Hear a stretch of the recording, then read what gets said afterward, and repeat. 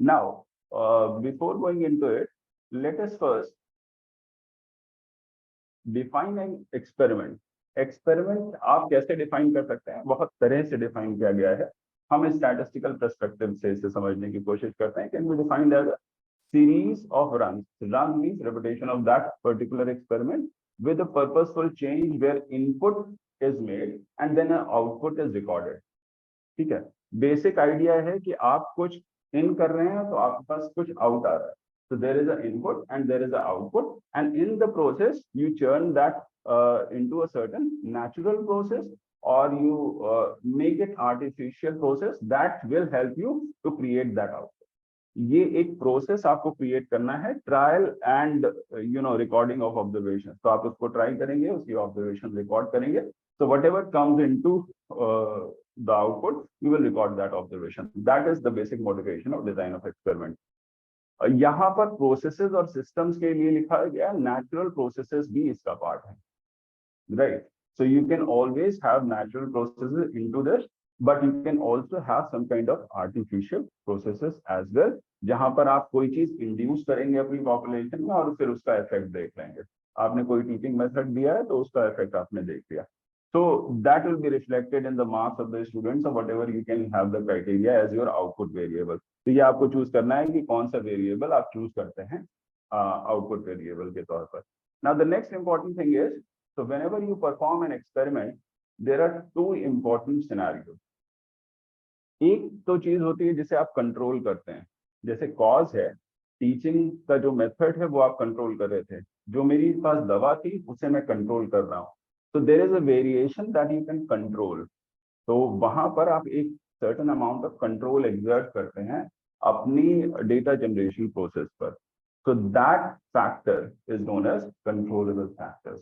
तो अगर ऐसा कोई कॉज है जिसको आप कंट्रोल कर सकते हैं तो कोशिश यही करनी चाहिए कि इसको कंट्रोल करनी पहुंचाए, right? So the first thing is controllable factors. Second thing is there are certain factors which are beyond the control of the experimenter. जैसे मुझे दवाएं अगर देनी है तो मैं हर आदमी की डाइट को एज सच नहीं कंट्रोल कर सकता, लेकिन मैं वेजिटेरियन या नॉन वेजिटेरियन में सेग्रीगेट कर सकता हूँ. तो कुछ हद तक मैं कंट्रोल एग्जर्ट करा सकता हूँ. तो इस तरह की कोई वेरिएशन है जिसे हमें लगता है कि हमारे आउटपुट पर या हमारे इफेक्ट पर उसका कोई इम्पैक्ट है, तो उसको हमें एक कंट्रोलेबल फैक्टर में रख के उसको कंट्रोल में रखना चाहिए, so that I can have that assessment later on. और उस चीज का भी असेसमेंट हम लोग कर सकते हैं. तो जितने कंट्रोलेबल फैक्टर्स होते हैं उनका असेसमेंट आप कर पाते हैं स्टैटिस्टिकली. जो अनकंट्रोलेबल फैक्टर्स हैं उनका डायरेक्ट असेसमेंट नहीं होता, वो इन कंट्रोलेबल फैक्टर्स के असेसमेंट में हेल्प करता है. फॉर इंस्टेंस, आप कितना भी अच्छा टीचिंग मेथड इंड्यूस करा लें, अगर कोई बच्चा पढ़ना ही नहीं चाहता या उसमें उस सब्जेक्ट को पढ़ने की उतनी एक्यूमेंट नहीं है, तो वो बहुत अच्छा परफॉर्म नहीं करेगा. So that becomes something which can not be controlled, right? So there are certain set of people in a population जिसके ऊपर मैं कितना भी अच्छा ट्रीटमेंट करूं उनके ऊपर काम नहीं करेगा. For instance, my wife is having a migraine, लेकिन उसका माइग्रेन जल्दी कंट्रोल नहीं होता. So that means there are certain people जिनके ऊपर उतना अच्छा ट्रीटमेंट काम नहीं करेगा, कितनी भी अच्छी दवा दें आप. So these factors are there that you can control it up to extent, but beyond that, that becomes uncontrollable. तो ऐसे भी फैक्टर्स होंगे कि जहां आप रह रहे हैं, टाइम है, प्लेस है, इन सब का भी इम्पैक्ट रहता है. गर्मियों में माइग्रेन ज्यादा हो सकता है तो सर दर्द की दवा आपको उतनी इफेक्टिव हो सकता है ना हो, क्योंकि जिस एनवायरनमेंट में रह रहे हैं वो एक्चुअली इंड्यूस कर रहा है उस डिजीज को बार बार, तो बहुत अच्छा इफेक्ट नहीं आएगा. लेकिन अगर आप किसी ठंडी या मॉडरेट जगह पे जाएंगे तो वहां वो दवा अच्छा काम करेगी सेम पर्सन पे. So now you have the factors, and if you have the means and mechanism to control that thing, then you put that into controllable factors. If you don't have that, that goes into uncontrollable factors. लेकिन ये ध्यान में रखना है कि जितने ज्यादा uncontrollable factors हो जाएंगे वो आपके एरर को या एक्सपेरिमेंटल एरर को बढ़ाते जाएंगे. इन सारे अनकंट्रोलेबल फैक्टर्स को मिला के ही हम अपना एक्सपेरिमेंटल एरर डिफाइन करते हैं. I will come to that, how we define that. So the first thing becomes कि we have two components, controllable factors and uncontrollable factors. अब एक्सपेरिमेंटेशन था कॉज एंड इफेक्ट के लिए. कोई काम हम कर रहे हैं, उसका आउटपुट हम रिकॉर्ड कर रहे हैं. Now how to do this entire process so that we can get the desired results and we can test those results statistically. Now that becomes the paradigm of statistical design of experiment. तो statistical design of experiment में आप planning करते हैं, क्योंकि यहाँ पर कुछ हम मॉडल्स लेते हैं, दे आर मैथमेटिकल मॉडल्स, और उनके ऊपर कुछ assumptions फिट करते हैं. शुरू से आप चलते आ रहे होंगे कि कई सारी टेस्ट करे आपने, जैसे कल आप कुछ टेस्ट कर रहे थे, so they were t test or something chi-square test, so those tests are based on certain set of assumptions. तो वो assumptions अगर satisfy हो रहे हैं तो आपका टेस्ट काम करेगा, लेकिन assumptions नहीं satisfy कर रहे हैं तो उनके लिए आपको ध्यान रखना पड़ेगा, you will have to use a different set of tools, right? So here there are a set of tools that have to be applied. You know this planning thing takes care of that. So you have to plan an experiment so that appropriate data can be collected and that can be analyzed by certain statistical tools so that valid conclusions can be drawn. हर तरह के tool से आप valid conclusion नहीं draw कर सकते हैं. अक्सर होता है कि स्पेशली स्टैटिस्टिशियंस के साथ होता है, इवन बच्चों के साथ भी होता होगा कि people come to you and they come with a preconceived notion, they have the data with them, और वो आते हैं आपके पास कि आपसे कहते हैं कि इसमें सर t लगा दीजिए, इसमें chi square कर दीजिए, इसमें f कर दीजिए. So most of the time we face this kind of scenario where you are asked to do that, but that data hasn't come from a certain statistical process. तो जरूरी नहीं है कि आपके वैलिड कंक्लूजन आएंगे. जब पहले दिन मैंने किसी की प्रॉब्लम सुनी थी तो वहां से समझ में ये आया कि आप लोग डेटा एनालिसिस पे फोकस कर रहे हैं और डेटा जनरेशन पे फोकस नहीं कर रहे हैं. Data generation is the most important step in your statistical process. तो जो भी आप काम कर रहे हैं, जितना अच्छा सैंपल होगा उतना ही अच्छा रिजल्ट आएगा. अगर सैंपल खराब किया तो कितनी भी अच्छी एनालिसिस कर लीजिए, रिजल्ट अच्छा नहीं आएगा. So that is why I said on that particular day when Rajesh Singh was talking about various things and various aspects of statistical tools, that how to apply them. Various people came to him, तो वो कैसे उन चीजों को take care करते थे. लेकिन पहली चीज जो वो कह रहे थे बार बार, he was focusing on data and how the sample should be collected. That is the foremost important thing that you should focus on. अगर कोई भी डेटा ऐसा है जो किसी नॉन रैंडम प्रोसेस से आया है या आपका सैंपल नॉन रैंडम, तो आप लगा सकते हैं. लगा तो आप कुछ भी सकते हैं. सॉफ्टवेयर में आप कुछ भी डालेंगे, garbage in garbage out is the procedure that software does. तो अगर आप गार्बेज डालेंगे तो गार्बेज आएगा, लेकिन अगर आप अच्छी चीज डालेंगे तो अच्छा ही रिजल्ट आता है. तो software doesn't understand whether you are feeding him the good data. So whatever you feed it to the software, he'll get into that particular result. इसीलिए आप देखेंगे कई सारी स्टडीज में आपके पास कभी बताते हैं कॉफी अच्छी होती है, कभी बताते हैं कॉफी खराब हो जाती है. कई सारी एक्सपेरिमेंटेशन में ये इस तरह की प्रॉब्लम्स आती है. स्मोकिंग कुछ लोग अच्छी भी बता देते हैं और कभी कभी वो खराब भी हो जाती है. अल्कोहल कभी अच्छी हो जाती है, कभी खराब हो जाती है. Right, why it is so? Have you thought over it? और ये बड़े हाई इम्पैक्ट फैक्टर जर्नल्स में ऐसे आर्टिकल्स पब्लिश होते रहते हैं और अक्सर होते हैं. ऐसा नहीं है कि उन्होंने कुछ गलत किया होगा. उनका डेटा लेके आप भी एनालाइज करेंगे तो वही रिजल्ट आएगा. Why it is so? Because they have collected data in a particular way. Right. तो जब आप डेटा ही इस तरह से इकट्ठा करेंगे कि मुझे ये दिखाना है कि स्मोकिंग अच्छी है, तो वो आएगा ही आएगा. अति किसी भी चीज की खराब होती है. The excess of anything is very bad. तो एक्सेसेस पे अगर नहीं जाएंगे, मॉडरेशन के डेटा को रिकॉर्ड करेंगे तो अच्छा ही इफेक्ट दिखाएगा. Obviously alcohol can help you in your relaxation and what not. तो अगर इस तरह से आप डेटा कलेक्ट करेंगे कि मॉडरेट अल्कोहलिज्म है किसी में या कोई अल्कोहल लेता है मॉडरेटली, तो उस पर किसी चीज का इफेक्ट अच्छा आ सकता है, लेकिन इसका ये मतलब नहीं कि वो अच्छी चीज हो. तो then that means the controls were not exerted and data was collected with a preconceived notions. और इस चीज से हमें बचना चाहिए. जब मैंने शुरू में एक बार और आपसे बात करी थी तो मैंने ये कहा था कि रिजल्ट मेरा मकसद ये है कि आप स्टैटिस्टिकल टूल्स को चलाना तो सीखेंगे, लेकिन उसके बाद ये भी सीख लें कि इसकी जो कमियां हैं उनको भी जान लें और उसकी खूबियों को भी जान लें, क्योंकि ये इसीलिए स्टैटिस्टिकल लिटरेसी पे उस दिन मैंने जोर दिया था कि स्टैटिस्टिकल लिटरेसी यहीं से आएगी कि आप जब अपना कंसेप्ट लगा रहे हैं कोई भी, तो जो वेल लेड प्रिंसिपल्स हैं उनको विशिएट मत करिए। तो अगर वहां पर आपने कोई अपना फेवरेटिज्म दिखा दिया, then your results are bound to fail. और ये मान लीजिए आजकल के जमाने में ऐसी चीजों से बचना चाहिए, लेकिन हम लोग ऑब्वियसली खुले तौर पर ये करते हैं कि डेटा अपने हिसाब से इकट्ठा करते हैं और पब्लिश भी करते हैं, और हर चीज ओपन डोमेन में है मोर और लेस। भले ही कितने अच्छे पेड जर्नल्स हों, उनके भी रिसर्च पेपर फ्रीली अवेलेबल हो जाते हैं। There are various sites from where you can get those kind of research paper. तो ऐसी चीज जिस पर आपका नाम जा रहा है उसमें बड़ा कॉशियस होना चाहिए।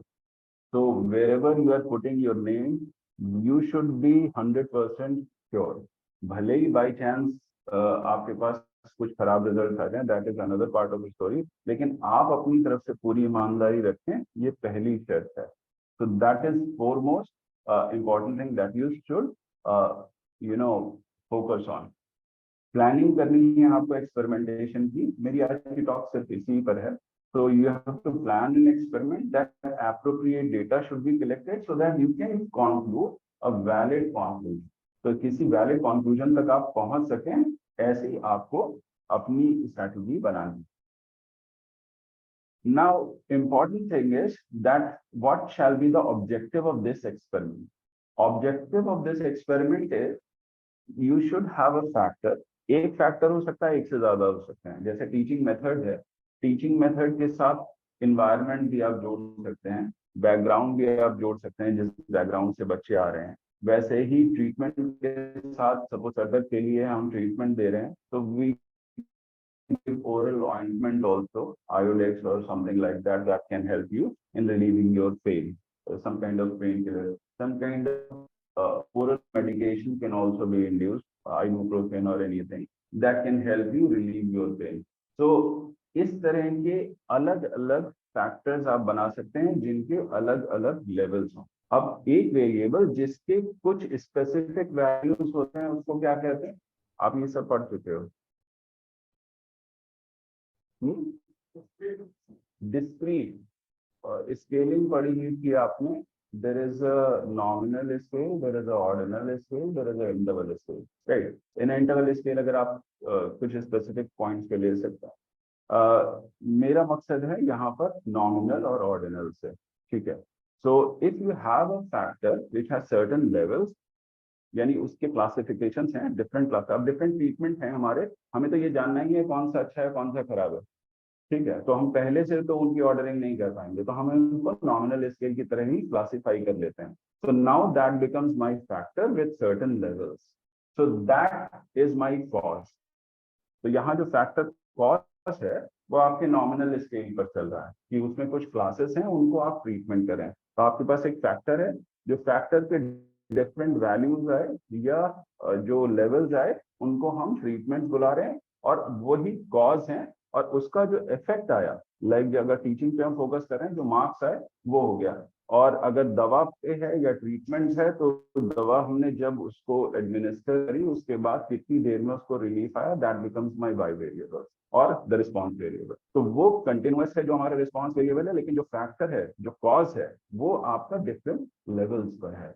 So now you have to think as cause and effect, but effect आपका कंटिन्यूअस स्केल पर है, और जो कॉज इंड्यूस करा रहे हैं उसको हम कंट्रोल कर रहे हैं, that is at certain levels. So now that thing is being recorded in output form, और ऑब्जेक्टिव है कि हमारे पास जो कंक्लूजन आए वो वैलिड आए। अब कंक्लूजन हम क्या चाह रहे हैं ऐसे एक्सपेरिमेंटेशन में, कि जो डिफरेंट ट्रीटमेंट्स हैं वो इक्वली इफेक्टिव है या नहीं है, isn't it? So that becomes my problem कि अगर इफेक्टिव है तो इक्वली इफेक्टिव है, नहीं है तो कौन सा बेहतर है। So that becomes the story. वैसे हम बेहतर चाह रहे हैं, equally effective is the problem that we are interested in, because हम लोग अपनी नल हाइपोथेसिस जैसे सेट करते हैं, it has certain kind of restriction, because of that hypothesis of no change is considered as null hypothesis. आप लोगों ने पढ़ा भी होगा। अब इससे पहले कि इससे आगे जाऊं मैं, हम यहाँ पर 3 प्रिंसिपल इंड्यूस कराएंगे अपनी एक्सपेरिमेंटल डिजाइन में, और ये किसी भी स्टैटिस्टिकल एक्सपेरिमेंट के लिए ट्रू, ठीक है। अगर ये 3 प्रिंसिपल्स आप नहीं कर रहे हैं, ठीक है, इसमें से एक आध आप छोड़ सकते हैं। फॉर इंस्टेंस आप इसमें से लोकल कंट्रोल कुछ हद तक छोड़ सकते हैं, लेकिन रैंडमाइजेशन रेप्लिकेशन आपको करना ही पड़ेगा, ठीक। तो what is randomization? Random sample आपने निकालना सीखा है ना, सुना होगा नाम। Random sample means probability sample, किसी चीज में अगर प्रोबेबिलिटी का कंसेप्ट लगा के और कोई फेवरेटिज्म ना दिखाते हुए उस सैंपल को ड्रॉ किया जाए तो वो एक रैंडम सैंपल कहलाता है।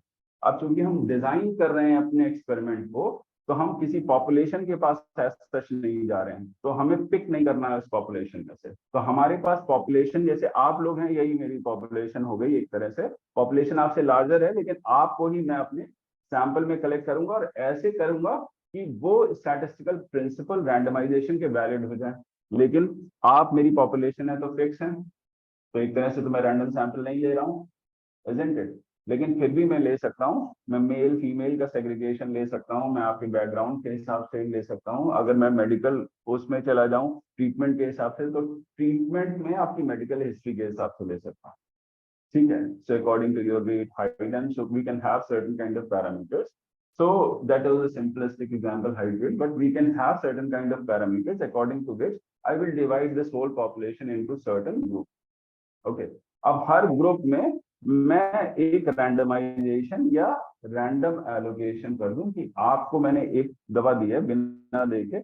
आप रैंडमाइजेशन ऐसे सोच सकते हैं कि लॉटरी मेथड है, आप सबका नाम एक उसमें बाउल में डालो जो एक ग्रुप में आए हैं, और उसमें से पहला निकालो उसकी पहली दवा दे दो, दूसरा निकालो तो दूसरे को दूसरी दवा दे दो, एंड लाइकवाइज। ऐसे ही आप अगर ट्रीट अपने सोशल एक्सपेरिमेंटेशन में चले जाएं, तो ऐसे ही बच्चे सेलेक्ट कर लीजिए कि किसको हमें किस टीचिंग मेथड से पढ़ाना है। तो likewise you will choose. Now there is no such thing कि आप किसी को सिलेक्टिव वे में सेलेक्ट करेंगे कि ये इसी पर्टिकुलर वे में आएगा। कि जैसे किसी अच्छे बच्चे को एक अच्छा ट्रीटमेंट दिया जाए तो अच्छा परफॉर्म करेगा, ठीक है, तो उसके मार्क्स भी अच्छे आएंगे। वैसे ही किसी हेल्दी आदमी के ऊपर आप कोई अच्छी दवा इम्प्लीमेंट करोगे तो अच्छी, इवन खराब दवा भी इम्प्लीमेंट करोगे तो भी अच्छी रिजल्ट आएंगे। अगर मुझे अपनी दवा पास ही करानी है, so I will choose such persons which are comparatively healthy and they will give me good results if I'm preconceived by that। तो मैं ये प्रूव कर सकता हूँ मेरी घटिया दवा भी अच्छी है, isn't it? लेकिन इसमें स्टैटिस्टिक्स का कोई फॉल्ट नहीं है, वहाँ फॉल्ट होगा क्योंकि आपने रैंडमाइजेशन का यूज नहीं किया है। तो दैट वाज द कॉज कि कभी कभी लोग ये भी दिखा देते हैं कि स्मोकिंग भी अच्छी है। तो स्मोकिंग किसके ऊपर अच्छी है, ये तो बताया नहीं। शराब किसके लिए अच्छी हुई? जो हेल्दी लोग अगर शराब पी रहे हैं तो उनको, they are working and they are perfectly healthy, और वो कोई फिजिकल लेबर भी करते हैं तो उनको रिलैक्सेशन में हेल्प करती है, तो उनके लिए अच्छी हो जाएगी। So that is a preconceive notion where you try to bypass the statistical principle, which should not be done. Then the second thing is you should repeat that treatment as many number of times as there is good, but there is also a formula by which जैसे sample size determination करते हैं वैसे ही आप error को fix करके replication number भी find कर सकते हैं। So you should repeat that experiment a certain number of times। तो कुछ time तक उसको repeat करना चाहिए, और कोशिश करनी चाहिए हर ब्लॉक में हर ट्रीटमेंट को बराबर बार, ताकि आपका इक्वल वेट करे। अगर अनइक्वल वेट का कोई स्ट्रॉन्ग जस्टिफिकेशन नहीं है, then your design should be balanced now. Then we come to the local control. Local control means कि जैसे मैं ये बता रहा था कि कुछ अच्छे स्टूडेंट्स एक तरफ ले लीजिए, कुछ खराब स्टूडेंट्स एक तरफ ले लीजिए। ऐसा ना हो कि किसी एक पर्टिकुलर ट्रीटमेंट को सारे अच्छे ही स्टूडेंट्स मिल जाएं, या किसी पर्टिकुलर ट्रीटमेंट को सारे खराब ही स्टूडेंट। अगर कोई टीचिंग मेथड मुझे पेन और पेपर को खराब दिखाना है तो मैं खराब स्टूडेंट्स उसमें डाल देता हूँ, तो ऑब्वियसली खराब। ऐसा तो है नहीं कैन रॉन्ग मेथड सदियों से हम लोग पढ़ाई कराते रहे, very robust kind of teaching method. लेकिन आपका अगर नोशन सही नहीं है, then it becomes a problem. तो देन व्हाट टू डू, अगर इस चीज को हटाना है हमें, इस बायस को, then we should segregate our population into different groups and groups should be homogeneous within themself. तो जो भी यूनिट्स ले रहे हैं वो आपकी अगर होमोजेनस है तो ये चीज काम आ जाएगी। Then you will get valid results which will stand the test of time। Research का सबसे प्राइमरी ऑब्जेक्टिव है कि वो यदि टेस्ट ऑफ टाइम नहीं स्टैंड कर सकता तो वाकई आपको रिसर्च नहीं करनी चाहिए। ये सत्य बात है कि अगर आप 2 पर्चे 4 पर्चे भी छापें वो 40 पर्चों से भारी होंगे अगर वो ईमानदारी से करे गए। क्योंकि अगर 40 पर्चे आपने छाप लिए जो टेस्ट ऑफ टाइम ही नहीं है, कोई रेफर ही नहीं कर रहा है। कुछ पेपर्स ऐसे होते हैं जो आप हमेशा देखेंगे हाईली साइटेड। वो हाईली साइटेड इसीलिए क्योंकि 50 साल से वो टेस्ट ऑफ टाइम ही पास कर, क्योंकि वो तब भी वैलिड थे, वो आज भी वैलिड है। Professor CR Rao he got Nobel equivalent in statistics, he is around 100 years. उनका जो काम है वो आज भी साइड होता है और हेवीली साइड होता है। वो इसलिए क्योंकि वो बायस वो अपने रिजल्ट्स में नहीं लाते। So whatever he gave that was a mathematical certainty. So whatever you give at least you should know कि हमारी कमी कहाँ है, कहाँ अच्छाई है, और उस चीज को इम्प्लीमेंट करना चाहिए। यहाँ सभी से मैं एक गुजारिश ये करूंगा कि अगर आप कर सकते हैं तो एक्सपेरिमेंटेशन का यूज बहुत करना चाहिए, क्योंकि थोड़ी सी मेहनत लगती है और बच्चों के हाथ आप छोड़ देते हैं तो बच्चे एक क्वेश्चनेयर फ्रेम करते हैं, क्वेश्चनेयर को किसी से भी भरवा लेते हैं, भरवाने के बाद गॉड नोज हु कि कौन भरता है, घर में ही बैठ के भर लेते हैं कि दूसरे से वाकई जाके भरवाते हैं, तो रैंडमाइजेशन मैकेनिज्म कहीं फॉलो होता नहीं। तो जब होता नहीं है तो अच्छे रिजल्ट आते हैं। तो जैसा आपका इनपुट होगा वैसा ही आउटपुट निकलेगा। तो you should be very cautious with the data collection process. और डेटा कलेक्शन में हमेशा कोशिश ये करनी चाहिए you should have a cross checking mechanism. Even with designed experiment you should have that. क्योंकि अक्सर आप अगर किसी और पे रिलायंट हैं और आपने चेक नहीं किया कि ऑब्जर्वेशन वाकई उससे ली गई हैं कि नहीं ली गई हैं, तो आप खतरे में हैं, क्योंकि आप अपने स्कॉलर के साथ भी खतरे में जाएंगे। तो दैट बिकम्स अ प्रॉब्लम। और जो स्कॉलर हैं उनको तो कॉशियस रहना ही चाहिए इस बात को लेकर कि that they should not get into this trap. Now randomization is something which is a random mechanism। इसलिए जरूरी होता है कि यहाँ पर इंडिपेंडेंस ऑफ एरर्स का एक कंसेप्ट है जो आपने टी टेस्ट और इन सब चीजों में भी पढ़ा है कि आपके पास जो ऑब्जर्वेशन आए वो आपस में इंडिपेंडेंट हो ताकि वो उसका मैथमेटिकल फ्रेमवर्क कंप्लीट कर सकें। उसका सबसे आसान तरीका, भले ही आपके पास कोई सॉफ्टवेयर हो ना हो, रैंडम नंबर टेबल्स हैं हर सैम्पलिंग की किताब में। अगर आपके पास नहीं है तो सिंपल सा काम ये करिए, जितने लोगों पर आपको सैम्पलिंग करनी है उनकी एक चिट डालिए, उसमें से चिट निकाल लीजिए। अगर 10 का सैंपल लेना है तो 10 जो चिट्स आ जाए that becomes the answer sample. Nobody is going to challenge, but the only thing is with every draw you should reshuffle the entire bag of chips। इतना सा काम कर लीजिए, आपका सैंपल रैंडम आ जाएगा। इतना से काम में ये इंश्योर हो जाएगा कि आपके results test of time pass कर जाएंगे। So that randomization has to be followed rigorously while doing this। Replication मैंने बताया कि रिपीटेशन होता है और local control means division into homogeneous groups होते हैं। I will take at the very end, but let me finish because it disturbs the entire flow of things। Local control is achieved through blocking. Blocks हम बनाते हैं और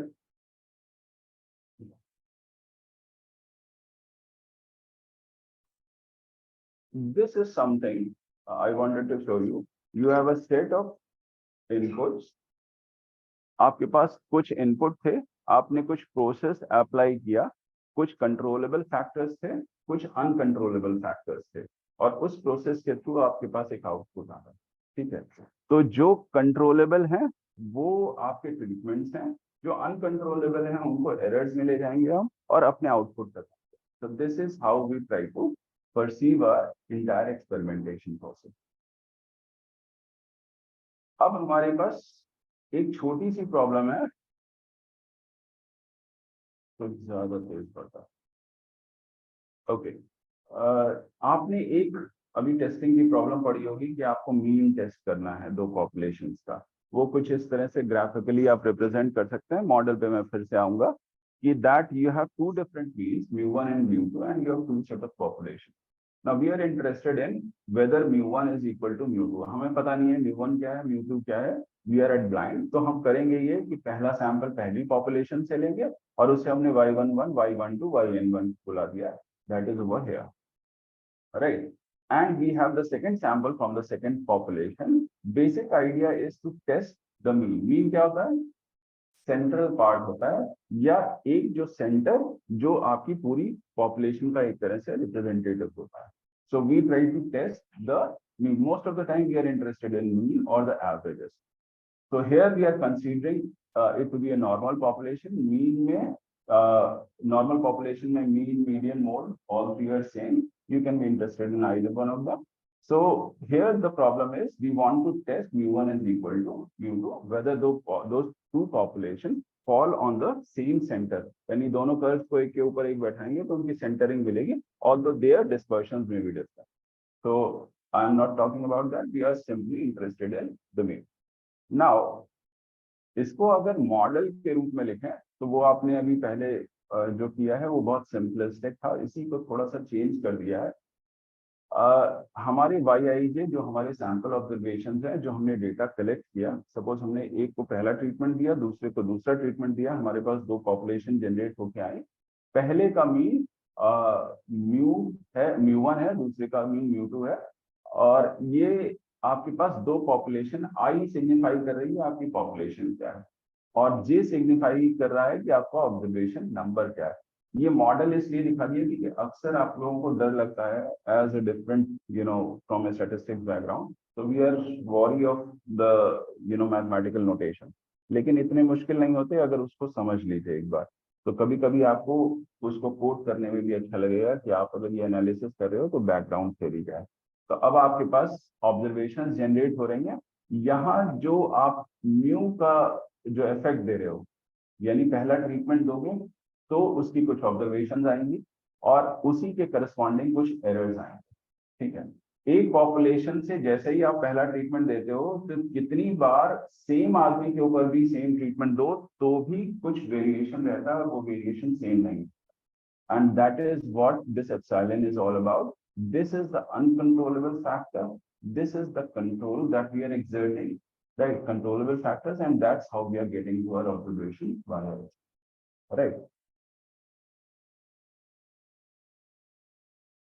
So now we have these two things, और सिर्फ काम की चीजों पे फोकस करते हैं, जितना लिखा है उसकी जरूरत नहीं। We have this test, ये हम लोगों ने खूब देखा, आपने पिछले लेक्चर्स में भी देखा होगा कि अपने नल हाइपोथेसिस स्ट्रेन करिए एच नॉट, जो कि पहली पॉपुलेशन के मीन दूसरी पॉपुलेशन के मीन के बराबर है, mu1 is equal to mu2, and then the alternative is that they are not, ठीक है। तो हमें इसे टेस्ट करना है। टेस्ट करने के लिए क्या करते हैं हम? टेस्ट करने के लिए मेरा ख्याल है ऑनलाइन जुड़ जाएंगे आप तो स्क्रीनशॉट से ये आ जाएगा, isn't it? तो आप भी परेशान, आप ऑनलाइन नहीं जुड़े हैं क्या? इसके लिए, फोटो के लिए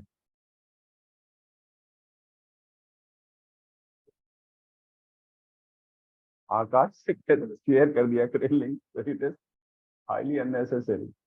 ओके, नहीं नहीं ले लीजिए फिर, अगर आप लोग ऑनलाइन नहीं जुड़े, क्योंकि लिंक शेयर होता है ऑनलाइन पार्टिसिपेंट्स के लिए।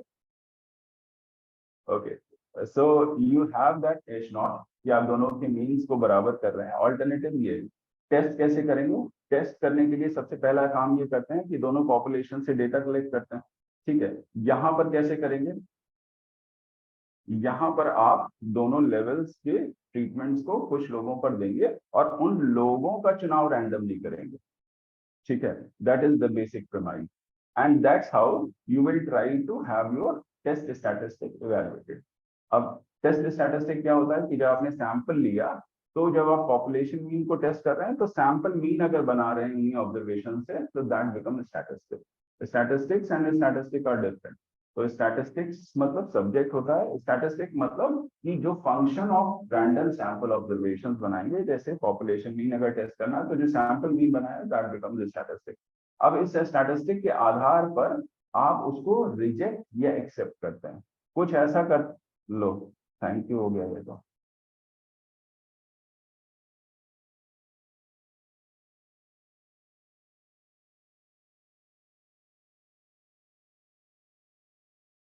कुछ लोगों को बोरिंग लग रहा होगा तो थैंक यू अच्छा हो जाता है।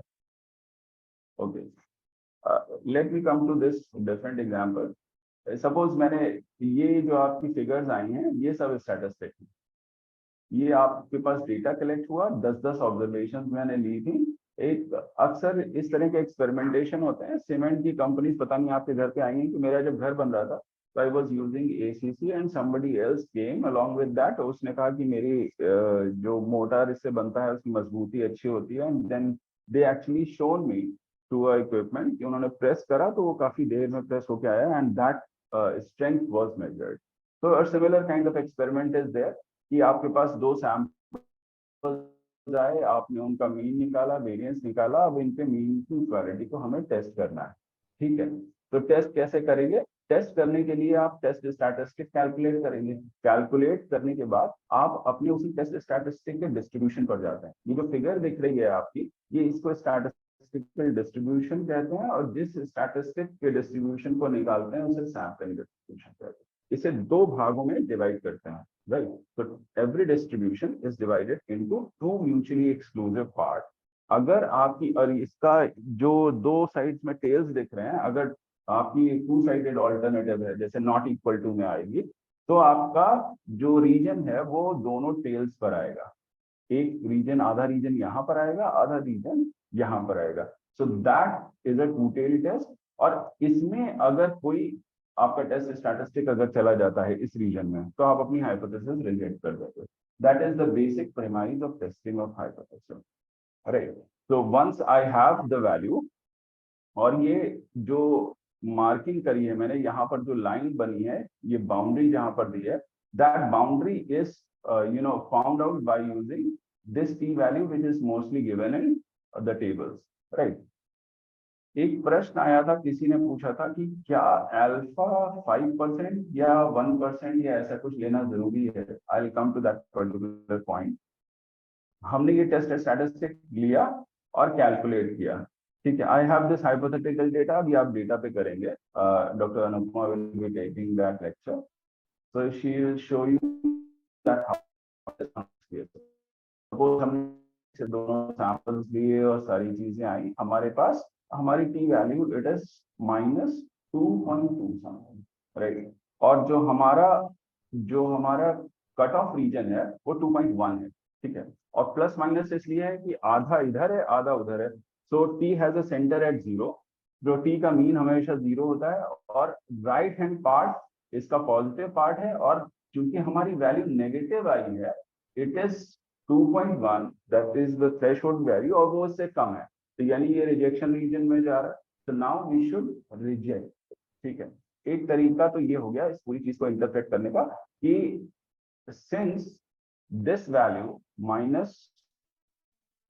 -2.2 is less than -2.1, कि वो ग्रे एरिया में जा रहा है, because of that we should reject this null hypothesis that mu1 is not equal to mu2. तो ये mu1 is not equal to mu2 is true, equality is not holding over here, that is known as significance. Now अब आजकल software में आपके पास एक और चीज आएगी, that is known as p value.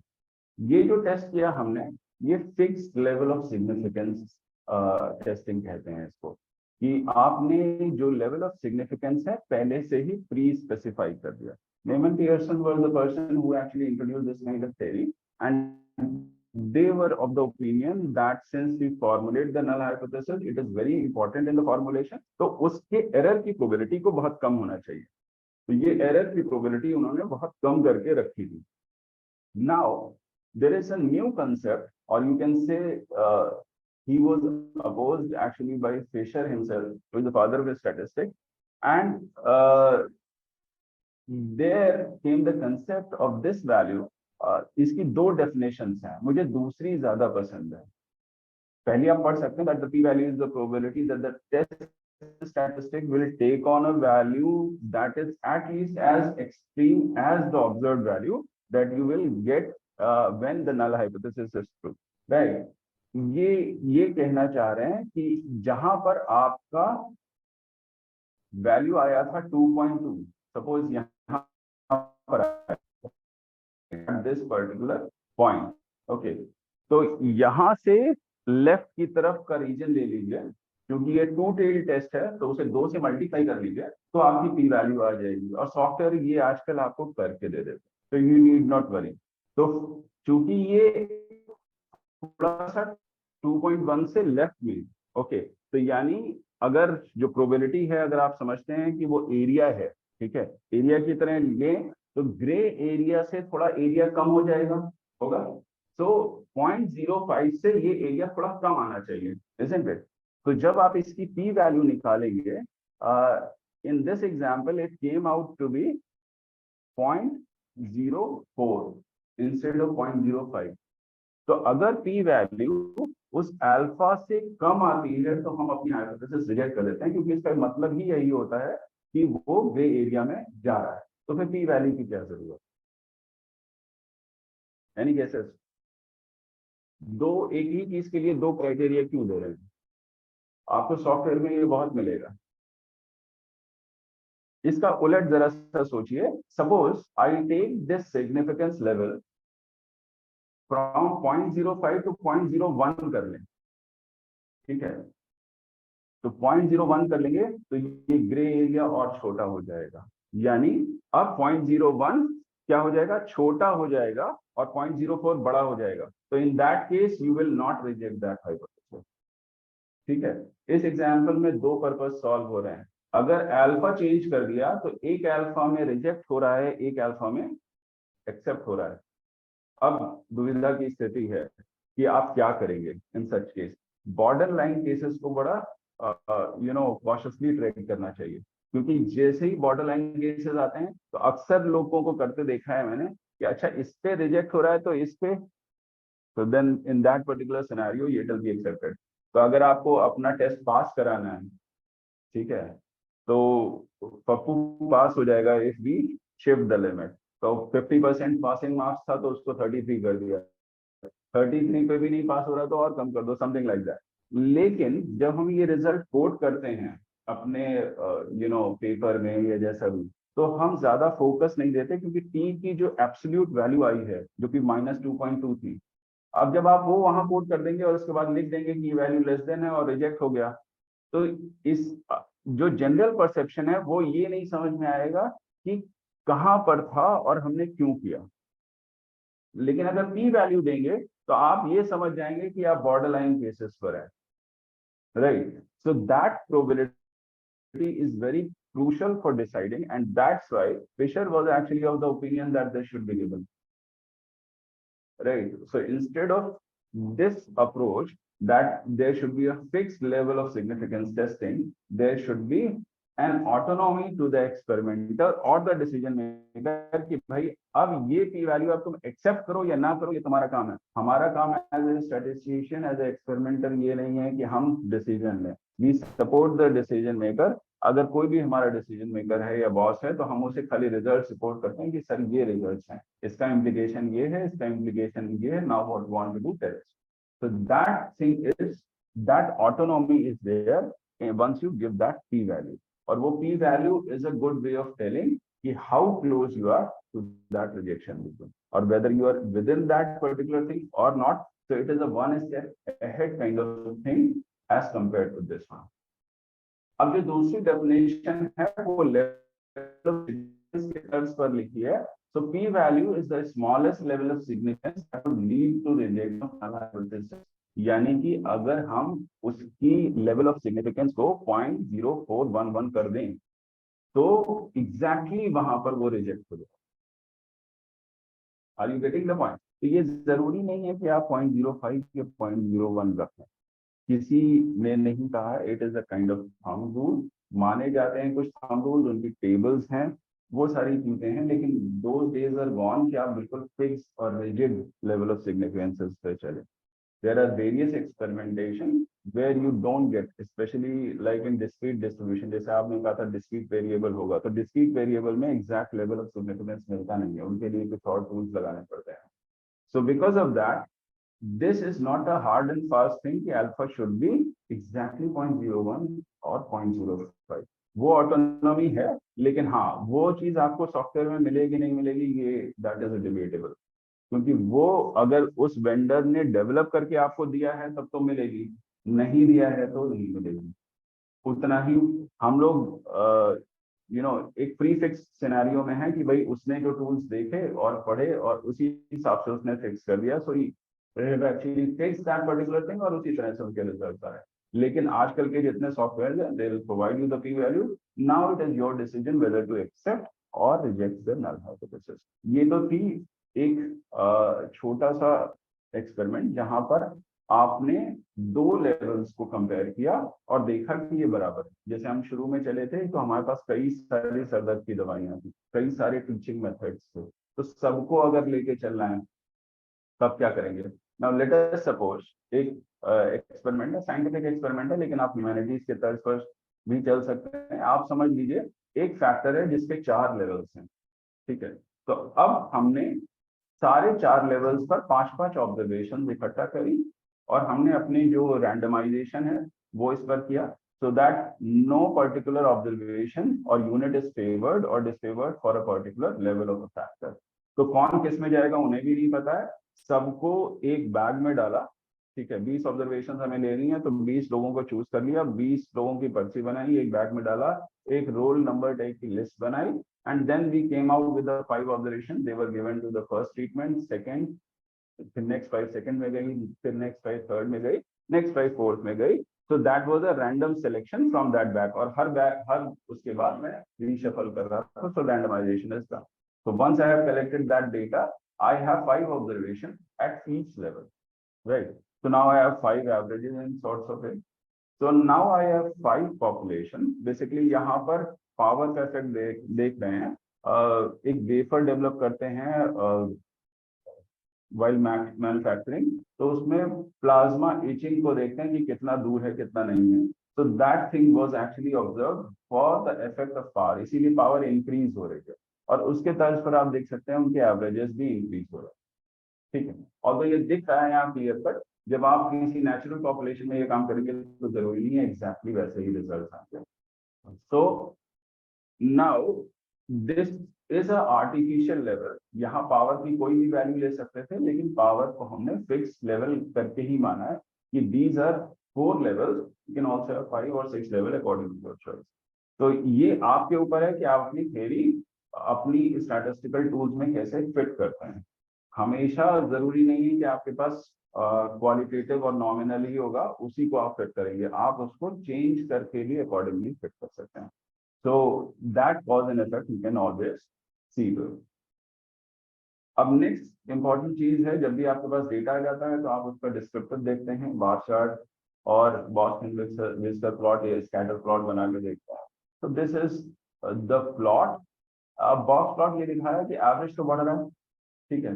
तो पहले लेवल पर कम था, दूसरे लेवल पर एवरेज बढ़ा, तीसरे लेवल पर और बढ़ा, और उसके स्कैटर में भी यही चीज इक्वली शो होती है, right. So now once you get the data, तो ये क्योंकि आपके पास एक सिंगल फैक्टर है जिसके डिफरेंट लेवल्स हैं, एक फैक्टर और उसके डिफरेंट लेवल्स, और उसको जब आप डेटा मैट्रिक्स की फॉर्म में रखेंगे तो कुछ ऐसा आएगा कि एक लेवल पर n ऑब्जर्वेशन आपको मिली, उनके टोटल्स निकाल सकते हैं, उनके एवरेजेस निकाल सकते हैं, ऐसे ही दूसरे के लिए कर सकते हैं, ऐसे ही एएच ट्रीटमेंट के लिए कर सकते हैं या एएच लेवल के लिए कर सकते हैं। लेवल और ट्रीटमेंट एक ही चीज हो गई। So when you say that you are dealing with AH level of a factor, sometimes that is also called AH treatment. तो अब यहाँ इनके मीन्स की इक्वालिटी, पहले 2 मीन्स कंपेयर कर रहे थे, अब वैसे ही हमने ए पॉपुलेशंस ले ली और उन ए ट्रीटमेंट्स के मीन को कंपेयर कर रहा है। So now once you have that, आपका मॉडल उसी तर्ज पर आया, बस मैंने जनरलाइज ये कर दिया कि वहां पर पॉपुलेशन आपकी सिर्फ 2 थी, I was going from 1 to 2, now I is going from 1 to 8, और मॉडल एग्जैक्टली वही है, there is no change in model, the only change is I have balance the design, that is for each treatment I have given equal number of observation. एक चीज और ध्यान में रखनी चाहिए, कुछ रोबस्टनेस के इश्यूज रहते हैं, इसीलिए कोशिश ये करनी चाहिए कि हम लोग बैलेंस डिजाइन की तरफ जाएं, कि मीन्स किसी ट्रीटमेंट को या किसी लेवल को हम ज्यादा ऑब्जर्वेशन न दें और किसी को कम न दें। भाई अगर आप चाह रहे हैं कि एक परफेक्टली वैलिड सिनेरियो हो तो सबको बराबर ऑब्जर्वेशन देनी चाहिए। यदि उसके इधर कोई और फैक्टर इन्वॉल्व है जिसकी वजह से आप किसी को ज्यादा ऑब्जर्वेशन दे रहे हैं, then that factor should be recorded into, and that's how you should go into unbalance design. Balance design की एनालिसिस कंप्लीट कंपैरेटिवली रोबस्ट होती है as compare to unbalance design, and they are actually favoured in statistics most of the time, right.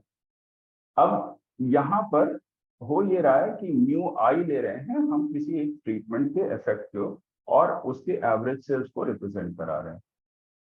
एक यहाँ पर एक artificial tau हमने ले लिया, टाउ को अगर डिफाइन कर लें म्यू आई माइनस म्यू करके, ठीक है, इक्वालिटी लगी है ना, बेसिक अरिथमेटिक है, इसमें कोई बहुत बड़ा काम नहीं है। तो एक जनरल लेवल म्यू होगा, उसको अगर हम ऐड कर दें टाउ आई में और इसका उलट ले जाएं तो tau i would be equal to mu i minus mu, isn't it? तो इस चीज को हम यहाँ रखते हैं, तो म्यू आई की जो वैल्यू है it comes out to be this thing. ये चीज समझ में आई कि नहीं आई? नहीं आई? Okay, let me explain one second. Population का एक ओवरऑल एवरेज होगा। तो अभी 4 ट्रीटमेंट्स थे, 4 अलग अलग पावर सोर्सेस थे, तो 4 अलग अलग वैल्यूएशन आई। इन सबको एक साथ क्लब कर लेंगे तो एक ओवरऑल मीन आएगा, ठीक है। और अलग अलग रखा है तो सबके अलग अलग मीन्स हैं, ठीक है। तो म्यू आई उनके अलग अलग मीन का रिप्रेजेंटेटिव है, और जो ओवरऑल मीन म्यू है ये उन सबको कंबाइन कर लेंगे तो उनका रिप्रेजेंटेटिव है, ठीक है। तो यानी कि ये 4 लेवल्स हैं, उनके 4 मीन्स हैं, तो उनके बीच में कहीं वो मीन आएगा, ठीक है। किसी में उसका वेरिएशन पॉजिटिव होगा, किसी में नेगेटिव होगा, ठीक है। तो वो पॉजिटिव और नेगेटिव वेरिएशन को मेजर करने के लिए कि पॉजिटिव साइड पर डेविएशन है कि नेगेटिव साइड पर डेविएशन है, इसके लिए ये टाउ आई यहाँ पर एक एडिशनल क्वांटिटी एंटर करा दी गई, ठीक। अब ये टाउ आई जीरो के यू नो वेर करेगा। So if I put it as mu plus tau I, this mu I, then what will happen कि ये या तो प्लस में जाएगा या माइनस में जाएगा, और एडजस्ट होके ये म्यू आई की ही वैल्यू देगा। There is nothing very dramatic in this. बस एक छोटी सी हाइपोथेसिस को 2 तरह से लिखते हैं, वो मैं बताना चाह रहा था, अदरवाइज दैट इज फाइन। अब यहाँ पर एक वन वे एनालिसिस कर रहे हैं, क्योंकि आपने एक ही फैक्टर लिया है, उसके 4 लेवल्स हैं। जब सिर्फ एक फैक्टर होगा, उसके डिफरेंट लेवल्स होंगे, तो उसे वन फैक्टर एनालिसिस या सिंगल फैक्टर एनालिसिस या वन वे एनालिसिस कहते हैं। और इसी चीज को डिजाइन की भाषा में कंप्लीटली रैंडमाइज डिजाइन, 2 चीजें हैं, नाम है। और लेकिन एनालिसिस अगर सीआरडी कह रहे हैं या कंप्लीटली रैंडमाइज डिजाइन कह रहे हैं, तो इसका मतलब ये है कि आप वन वे एनालिसिस ही करेंगे, ठीक है। डिजाइन के थ्रू इसलिए अप्रोच करा रहा हूँ क्योंकि data collection one way analysis में नहीं आता। वन वे एनालिसिस मींस सिर्फ आप एनालाइज कर लीजिए वन वे की तरह, डेटा कैसे आया उससे कोई सरोकार नहीं। लेकिन प्रॉब्लम ये है एज ए रिसर्चर आपके लिए बहुत जरूरी है कि आपका डेटा सही तरह से आए। If your data is incorrect तो आप चाहे जितनी एनालिसिस कर लीजिए, रिजल्ट अच्छे नहीं आएंगे। So that is foremost thing that you have to think of 3 principles before going into this design. First one is randomization, second one is replication, third one is local control. तो आपको randomly allot करना है treatment, फिर उसको repeat करना है, और हो सके तो कोई होमोजेनिटी क्राइटेरिया भी बना देना है। यहाँ अभी तक मैंने कोई होमोजेनिटी क्राइटेरिया नहीं बनाया, मैंने सबको एक साथ एक उसमें लिया था, पहले 5 एक ट्रीटमेंट को दिए, दूसरे 5 एक ट्रीटमेंट को दिए, तो कोई रैंडमाइजेशन मैंने किया, लेकिन मैंने कोई लोकल कंट्रोल का क्राइटेरिया नहीं बनाया या मैंने एरर को अभी कंट्रोल नहीं किया। तो मेरा सिर्फ काम ये है कि मेरे अगर 2 प्रिंसिपल्स भी वैलिड हो जाएंगे तो भी आपकी डिजाइन चल जाएगी, ऐसा नहीं है कि नहीं चलेगी। लेकिन ये आपको सोचना है कि वैलिड तरह से करना है, तो ये 3 प्रिंसिपल्स कोशिश करिएगा लगाने। Now once we have that, और ये उसी तरह के फॉर्मुलेशन में आ गया जैसे आप पहले करते आ रहे थे कि μ1 इज इक्वल टू μ2 के लिए दो नॉर्मल पॉपुलेशन थी, आपके पास आई गोइंग फ्रॉम 1 टू ए, तो सारी ऑब्जर्वेशन आपकी अलग अलग पॉपुलेशन से आ रही हैं। अब आपको उन पॉपुलेशन के मीन की इक्वालिटी को टेस्ट करना है। कुछ नोटेशन यहाँ डिफाइन किए मैंने, टोटल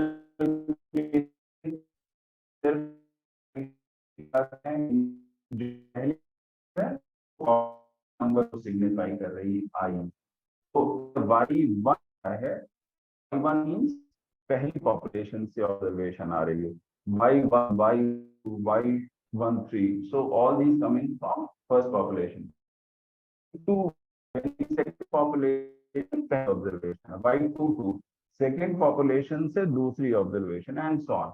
इसी तरह आपके पास एक पॉपुलेशन, ठीक,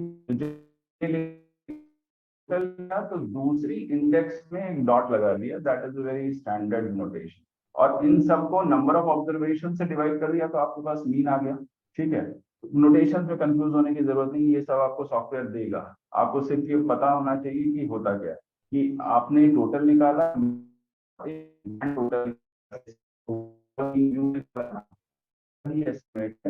टोटल मीन, तो ग्रैंड टोटल को आप डिवाइड कर दीजिए overall total number of observation से, तो आपके पास एक वैल्यूएशन आ जाएगा। अब यहाँ पर हाइपोथेसिस रखनी है,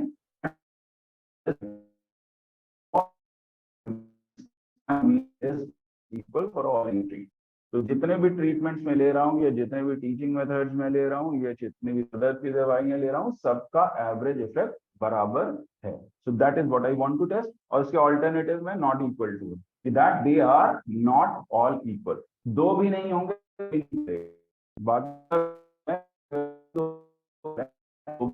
रिजेक्शन हो जाए, so that is something we will see to it how we can come out of। थोड़ी चीजें मैं स्किप करूं, they are नॉन मैथमेटिकल। अब हम टेस्ट तो मीन कर रहे थे, ठीक है, और मीन करते करते नाम पड़ा एनालिसिस ऑफ वेरिएंस।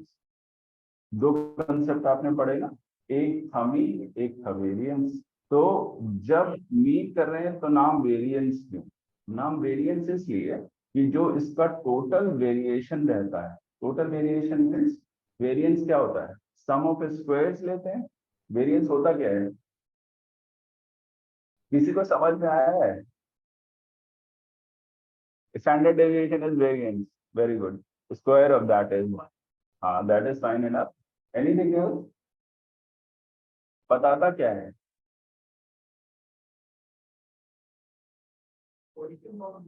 हाँ यार माइक पहुंचा दो, कोई दिक्कत नहीं है। वेरिएबिलिटी वो सब ठीक है, अगर याद करो एक डिस्टेंस का फॉर्मूला पड़ा होगा, अंडर रूट करके और सम ऑफ स्क्वायर्स करके, हाई स्कूल की किताब में कहीं पढ़ा होगा, या मैंने तो शायद 8th या 9th में पढ़ा है, I don't remember it exactly, लेकिन वो काफी पहले आता है। तो अगर सम ऑफ स्क्वायर्स से ले जाओ तो जो डिस्टेंसेस हैं वो आप बेसिकली देखते हो स्टैंडर्ड डेविएशन से, ठीक है, तो जितनी डिस्टेंस होती है वो रूट में आती है, इसलिए स्टैंडर्ड डेविएशन, और उसका स्क्वायर कर लेते हैं तो उसी को वेरिएंसेस कहता है। यहाँ पर वेरिएंस में डिनोमिनेटर गायब कर दिया है मैंने, तो that become sum of square, लेकिन इससे वेरिएंस निकाल सकते हैं और इससे हम स्टैंडर्ड डेविएशन भी फाइंड कर सकते हैं। इसमें कुछ मैथमेटिकल मैंने चेंजेस करे, इसमें एक मीन को जोड़ा ith पॉपुलेशन के और उसी को घटा दिया, और इस टोटल सम ऑफ स्क्वायर्स को मैंने दो पार्ट्स में डिवाइड किया, one is treatment sum of squares and another is error sum of squares. खास बात यह है कि आपके पास एक फैक्टर था जो कि ट्रीटमेंट था, तो आपने जब ओवरऑल वेरिएशन को तोड़ा तो उसका एक रिप्रेजेंटेटिव आया जो आपने ट्रीटमेंट आर्टिफिशियली इंड्यूस कराया था, तो उसका वेरिएशन आप कैप्चर कर ले जा रहे हो, बाकी जो बचा उसको आपने एरर में डाला था तो उसका वेरिएशन आया। तो अगर मॉडल में आपके दो पार्ट्स थे तो वेरिएंस के भी दो पार्ट्स हुए, तो equal number of parts were there. अब अगर ट्रीटमेंट्स मतलब आपस में काफी डिस्टेंस पर होंगे तो ये काफी बड़ा होगा पहला component, isn't it? As compare to this one. ठीक है, तो जैसे जैसे ये बढ़ता जाएगा वैसे वैसे आपके यानी मीन्स आपस में डिफर, भाई बड़ा कब होगा, जब आपस में डिफरेंट होंगे। तो that was the basic idea behind this, कि वो आपस में अगर डिफर करते गए तो वो बढ़ती जाएगी quantity.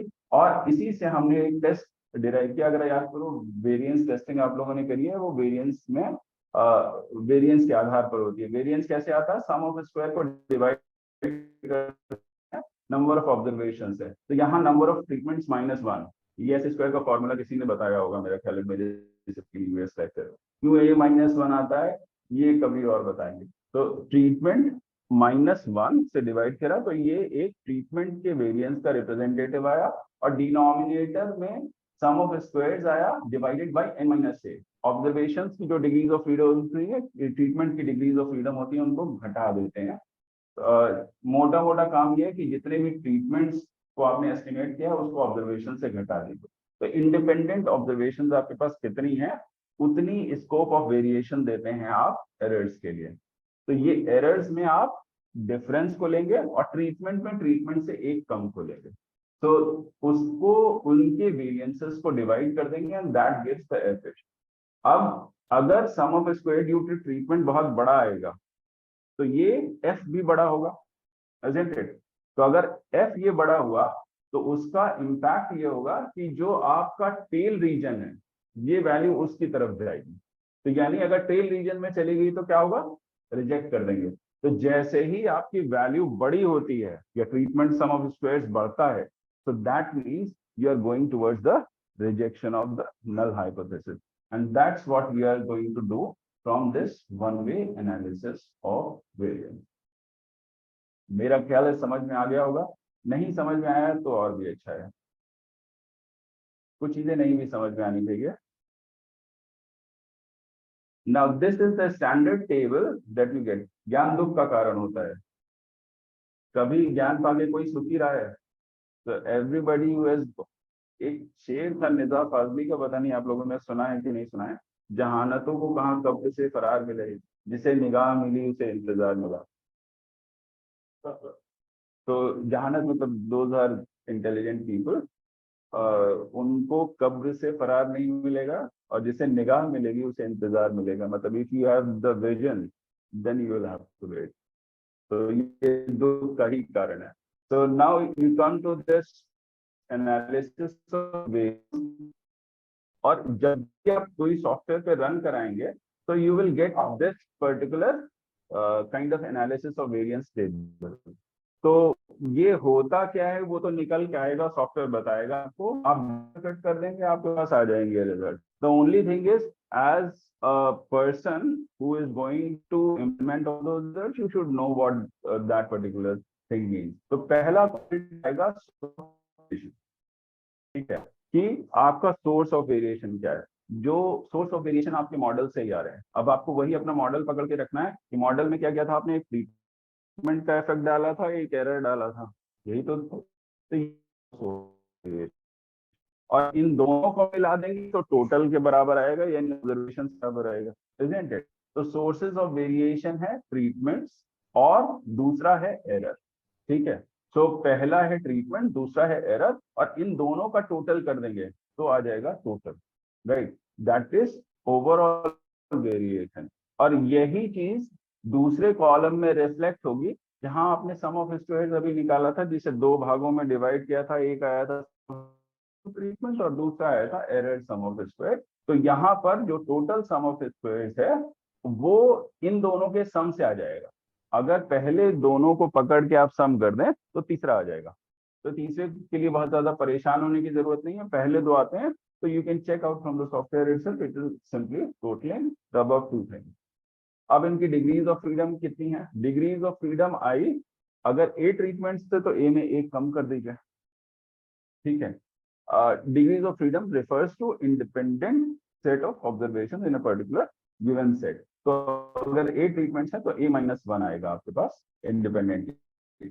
So now in total you have n-1 degrees of freedom, ठीक है, एक कम उसमें भी कर दीजिए, और n-1 और A-1 को घटा दीजिए, क्या आएगा?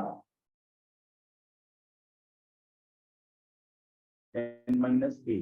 तो अगर आप वैसे भी निकाल सकते हैं तो यहाँ से आप दोनों की डिग्रीज ऑफ फ्रीडम निकालिए, दोनों को घटा के निकाल किया जाएगी। ठीक है, so most of the time what we do is कि टोटल सम ऑफ स्क्वायर्स निकालते हैं, ट्रीटमेंट सम ऑफ स्क्वायर्स निकालते हैं, जो कैलकुलेटर पे करते थे बच्चे हम लोगों में हम लोग कैलकुलेटर दोनों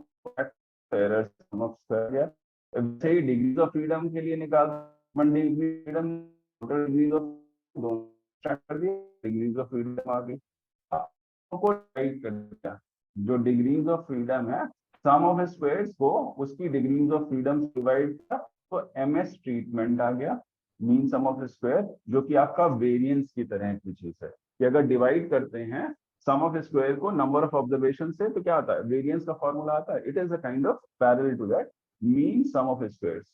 जब वेरिएंस निकालते हैं तो आप क्या करते हैं, सम ऑफ स्क्वायर्स करते हैं divided by number of observation करते हैं। तो बेसिकली सम ऑफ स्क्वायर्स का एक तरह से मीन ही निकाल रहे होता है, इसीलिए नाम पड़ा मीन सम ऑफ स्क्वायर्स। तो this is what is happening over here. और यहाँ पर MSE या mean sum of square due to error निकाल रहे हैं, तो ये जो sum of square due to error आया था उसको उसकी डिग्रीज ऑफ फ्रीडम से डिवाइड कर दीजिए, यहाँ पर रख दीजिए।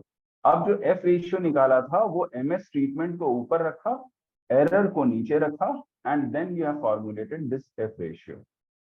अगर sum of square due to treatment बहुत बड़ा है, यानी कि ट्रीटमेंट्स के मीन आपस में बहुत ज्यादा डिफर कर रहे हैं, तो ये बहुत ज्यादा इन्फ्लेटेड होगा, तो ये F रेशियो बहुत हाई आएगा। Low F ratio signifies the acceptance of the null hypothesis, high F ratio signifies the rejection of that नल।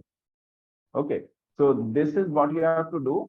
इसके साथ साथ एक P वैल्यू भी मिलेगी जिसके आधार पे आप ये बता सकेंगे कि अगर वो कैसे जान रहे हैं P वैल्यू में एक्सेप्ट करेंगे। अभी एक क्राइटेरिया बताया मैंने, कैसे बताएंगे आप कि एक्सेप्ट करना है कि रिजेक्ट करना है। If P value is low null hypothesis will go, यानी अगर P वैल्यू लो है यानी वो उस अल्फा से छोटी है तो उस नल हाइपोथेसिस को बाहर भेज दीजिए या रिजेक्ट कर दीजिए, एज सिंपल एज दैट। तो आपकी जो भी नल हाइपोथेसिस है उसको रिजेक्ट कर दीजिए। ठीक, तो what you have to do is whenever your P value will be low you will reject the null hypothesis, as simple as that। you have to remember this particular thing। होगा जब ये F बहुत ज्यादा tail region में चला जाएगा, और जैसे ही टेल रीजन में जाएगा तो वहां से एंड ऑफ दैट टेल का एरिया निकालेंगे तो बहुत कम आएगा, and that's how you will reject your null hypothesis. Now in this previous example आपके पास कुछ इस तरह की अनोवा बनी कि आपके पास जो पावर था वो ट्रीटमेंट था, दूसरा आपका एरर था, तीसरा आपका टोटल था, राइट। उनके सम ऑफ स्क्वायर्स निकाले। ठीक है, निकालने के लिए यदि आप टोटल निकाल लेंगे और जो ट्रीटमेंट है उसका सम ऑफ स्क्वायर्स निकाल लेंगे और दोनों को घटा लेंगे तो this error will come out together, right. and the same thing will happen that you have this total that is 20 observations there minus 1 it becomes 19, so 19 degrees of freedom were there in the total और 4 treatments थे यानी 4 power के levels थे, तो आपकी degrees of freedom कितनी थी 4 minus 1 that is 3, और इन दोनों को सब्ट्रैक्ट कर दिया 19 minus 3 becomes 16, so that gives you the error degrees of freedom। आपको जब ये कर लेंगे तो इनको इन रेशियोज को निकाल लीजिए, that means you will divide this 66,000 with this 3 you will get this around 22,000 and then this 5,000 divided by 16 comes out to be this, right। और इन दोनों का रेशियो निकाल लीजिए तो आपका F रेशियो है, इट इज लुकिंग लार्जर, और जब अभी इसकी P वैल्यू देखेंगे then it comes out to be 0.01, so P value is very low, then null hypothesis must go, so that the equality is rejected and that they are not all equal, right। कुछ इस तरह का काम हो रहा है यहाँ पर कि आपका वैल्यूएशन कुछ यहाँ पर आ रहा है और जो थ्रेशोल्ड वैल्यू है 5% इज ओवर हियर, और अगर 1% पर भी देखेंगे इट इज ओवर, तो obviously it should be rejected. अब समस्या ये है कि हम ये जो चीज करेंगे अनोवा में भी आपने कुछ अजम्पशंस लिए, क्या थे अजम्पशंस? अजम्पशन आपके लगभग स्टैंडर्ड है। अजम्पशन वर नॉर्मेलिटी, ठीक है।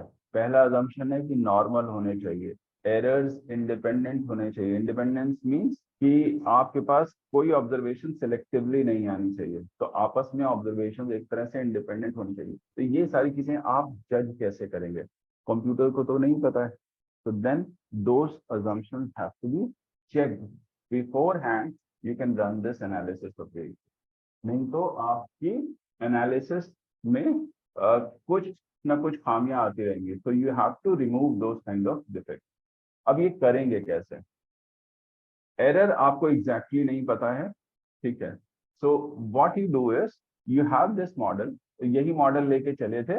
हमारे 3 बेसिक अजम्पशंस थे कि एरर्स आपके नॉर्मली डिस्ट्रीब्यूटेड हैं, इंडिपेंडेंट हैं, उनका मीन 0 है और एक कांस्टेंट वेरिएंस है, ठीक है। कांस्टेंट मतलब वो चेंज नहीं हो रहा है, यानी अगर एक ट्रीटमेंट दिया, ठीक है, तो ऐसा नहीं है कि वो एक ट्रीटमेंट में उसका वेरिएंस कम रहे, दूसरे ट्रीटमेंट में उसका वेरिएंस बढ़ जाए, तीसरे में और बढ़ जाए, चौथे में और बढ़ जाए। That also happens sometimes. So you have to make that variance constant throughout the entire picture. So that is the crucial assumption that we have to test. Now these assumptions have to be tested beforehand. और ये क्योंकि assumptions error के बारे में तो पहले तो error की proxy value निकाली जाए कि error पे ही test करना है, तो error के बारे में हम कुछ जान तो लें। तो now what is happening is that कि आपके पास म्यू और टाउ के कुछ वैल्यू आ जाएंगे या प्रॉक्सी वैल्यूज आ जाएंगी जिन्हें हम एस्टिमेट्स कहते हैं। उनकी वैल्यूज हम यहाँ रखेंगे इस मॉडल में। तो यहाँ इन दोनों को जोड़ेंगे तो एक नंबर आएगा, उस नंबर को हम लोग YIJ कैप से डिनोट कर रहे हैं इस पर, ठीक। और दोनों को घटा लिया तो ये एप्सिलॉन का एस्टिमेट आया जिसे हमने ई कहा। ई एप्सिलॉन से ही हम लेके आए, वो ग्रीक में है, ये इंग्लिश में है। तो that's how we have translated. Now we are calling it residual. Residual is an estimate of the error. और जितनी भी टेस्टिंग अब इस एरर की करनी है इसी रेजिडुअल के आधार पे होगी। और इस पूरी प्रोसेस को आप मॉडल एडिक्वेसी चेकिंग भी कहता है, राइट। तो आपको अपने मॉडल की एडिक्वेसी को पहले चेक करना है कि वो सही है और या सही से काम कर रहा है कि नहीं कर रहा है। Now once I put the cap over here, so you can simply see that it comes out to be the treatment mean, corresponding treatment mean ही आएगा। अब जानेंगे कैसे कि ये सारी चीजें हमारी सही से आ रही। तो पहला है इंडिपेंडेंस ऑफ एरर्स। तो इंडिपेंडेंस एक तरह से सोच लीजिए कि अनकोरिलेटेड का कंसेप्ट पढ़ा आप लोगों ने कल, शायद कोरिलेशन पढ़ा था। कोरिलेशन पढ़ा था ना कल। कोरिलेशन क्या होता है?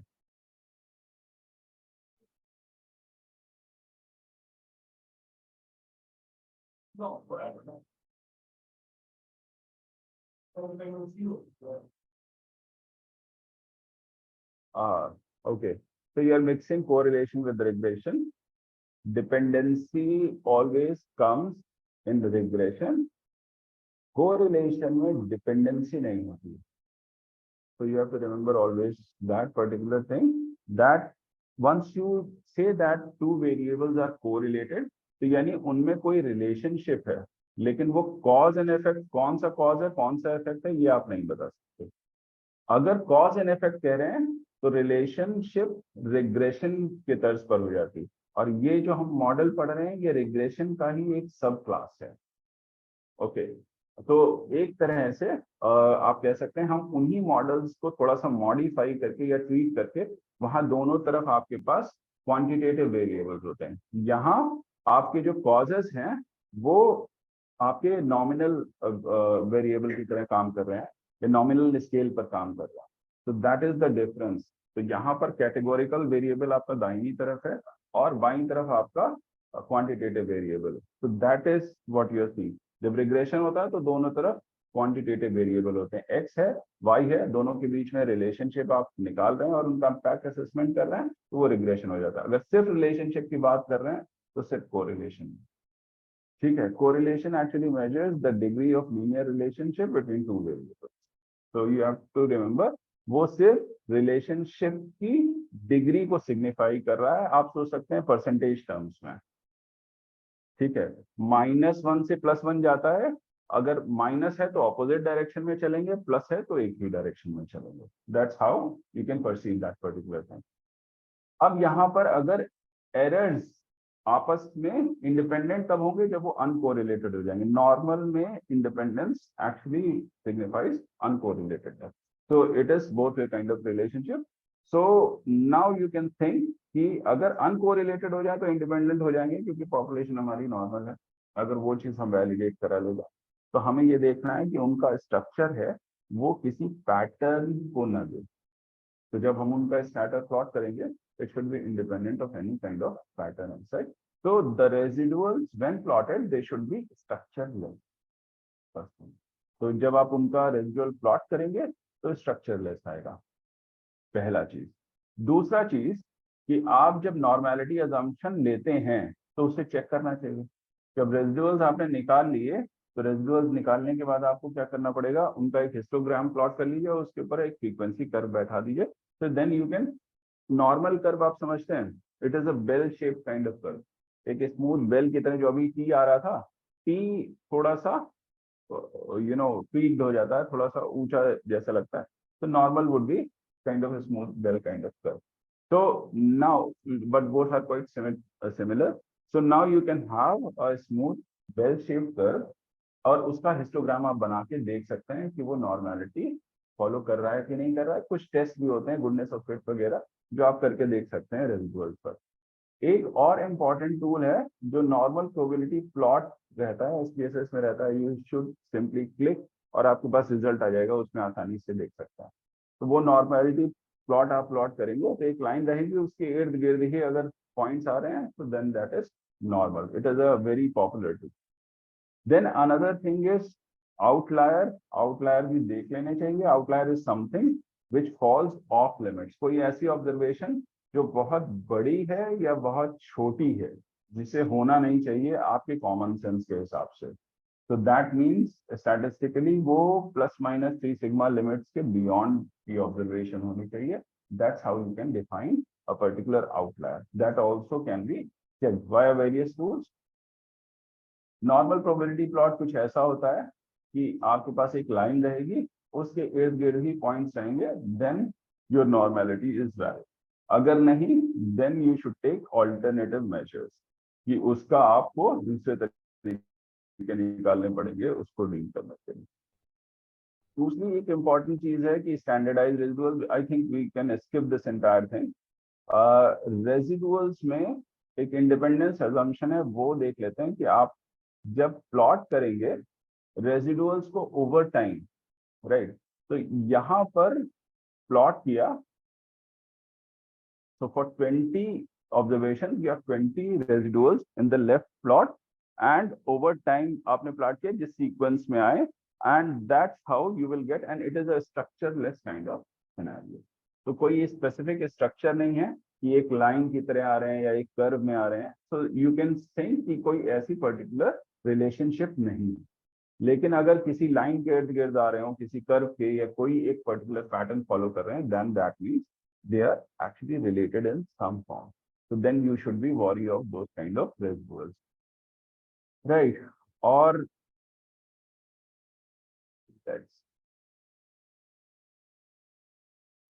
एक चीज है नॉन कांस्टेंट वेरिएंस।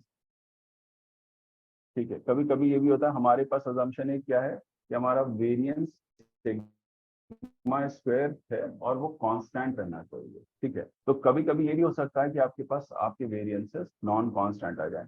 उसके लिए आप क्या कर सकते हैं कि आप अपने जो रेजिडुअल्स हैं उसको फिटेड वैल्यू जो YI कैप निकाला है उसके साथ प्लॉट करिए, and then you can see कि ये जो पैटर्न आ रहा है आपका, जो स्प्रेड है, ये कम नहीं हो रहा है या ज्यादा नहीं हो रहा है। कभी कभी एक फनल शेप जैसे ग्रामोफोन टाइप के नहीं आते थे, तो वैसे ही कुछ ऐसा कर्व तो नहीं आ रहा है कि that your variance is actually increasing और decreasing. That might be a cause of concern. So if it is equally equal in width, then you can think of as a constant variance kind of thing.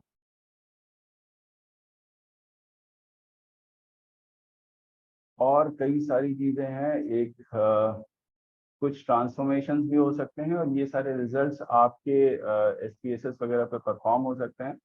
अगर equality of variance नहीं है तो इसके लिए एक बड़ा popular test है, Bartlett test. तो you will get that kind of column. बहुत ज्यादा डिटेल जाने की जरूरत नहीं है, आपको फंडामेंटल्स अपने पता होने चाहिए। जब मॉडल एडिक्वेसी में जा रहे हैं तो बार्टलेट टेस्ट वगैरह अगर मिल जाए तो आप उसके चेक बॉक्स को चेक कर दें, and that should be fine enough. Model adequacy में और कुछ तो है नहीं। वेरिएंस स्टेबलाइजिंग कुछ ट्रांसफॉर्मेशन होते हैं कि अगर अपनी ऑब्जर्वेशंस को एक पर्टिकुलर तरह से ट्रांसफॉर्म कर दें, तो then you can have the transformed observations which will have that non constant kind of constant kind of variance. तो दैट कैन बी डन। लेकिन ये याद रखना पड़ेगा कि जब आप उस ट्रांसफॉर्मेशन को इम्प्लीमेंट करा देते हैं, तो वो ट्रांसफॉर्मेशन जैसे ही इम्प्लीमेंट होता है तो आपके रिजल्ट ट्रांसफॉर्म्ड ऑब्जर्वेशन पर वैलिड होते हैं या ट्रांसफॉर्म्ड पॉपुलेशन पर वैलिड होते हैं। They are not validated exactly on that. But चूंकि अगर 1-1 रिलेशनशिप है तो आप आगे पीछे उसको मूव करा सकते हैं। अब बात आई कि जब हम रिजेक्ट कर लेंगे कि हमारे 4 ट्रीटमेंट से रिजेक्ट कर दिया कि सब बराबर नहीं है, और most of the time when you will run analysis of variance, if you have more number of treatments, तो उनका rejection of chance बढ़ जाता है। 2 में एक्सेप्ट हो जाए यही बहुत बड़ी बात है, 2 से ज्यादा 3 में गए तो चांसेस कम हो गए एक्सेप्टेंस के, नल हाइपोथेसिस के। जैसे जैसे आप ट्रीटमेंट बढ़ाते जाएंगे obviously there will be some kind of difference, और जितना ज्यादा करते जाएंगे तो चांसेस हैं कि वो रिजेक्ट होगी। ज्यादातर एनालिसिस में वेरिएंस रिजेक्ट ही हो जाती है, और ये कुछ हमारे कॉमन सेंस पर भी डिपेंड करता है। तो ऑब्वियसली बराबर नहीं होगी तभी तो टेस्ट करता है, ठीक है। तो बिकॉज ऑफ दैट, क्या भाई टाइम हो गया क्या? तो मैं कुछ ज्यादा स्लो चल रहा हूँ। Okay, let me try to work it out now. अगर बराबर नहीं है तो आपने जो टी टेस्ट पढ़ा था, तो जो अभी पहले हमने कराया है उसी की तरह का हम टेस्ट बाद में भी कर सकते हैं। That is known as multiple comparison test and post of analysis. तो उसको हम टी टेस्ट के थ्रू टेस्ट करके सबको पेयर वाइज देख सकते हैं, और उसकी ऑर्डरिंग भी कर सकते हैं। अगर वन साइडेड ऑल्टरनेटिव्स पे ले जाके टेस्ट करेंगे तो आप उनको ऑर्डर भी कर सकते हैं कि किस तरह से कौन सा बेहतर है और कौन सा खराब है। थोड़ा सा आपको एडजस्ट करना पड़ेगा, but that can be done. तो आपको आपका ट्रीटमेंट का सीक्वेंस भी मिल जाएगा कि कौन सा ट्रीटमेंट अच्छा आ रहा है, कौन सा ट्रीटमेंट खराब आ रहा है। तो दोस kind of things can be done.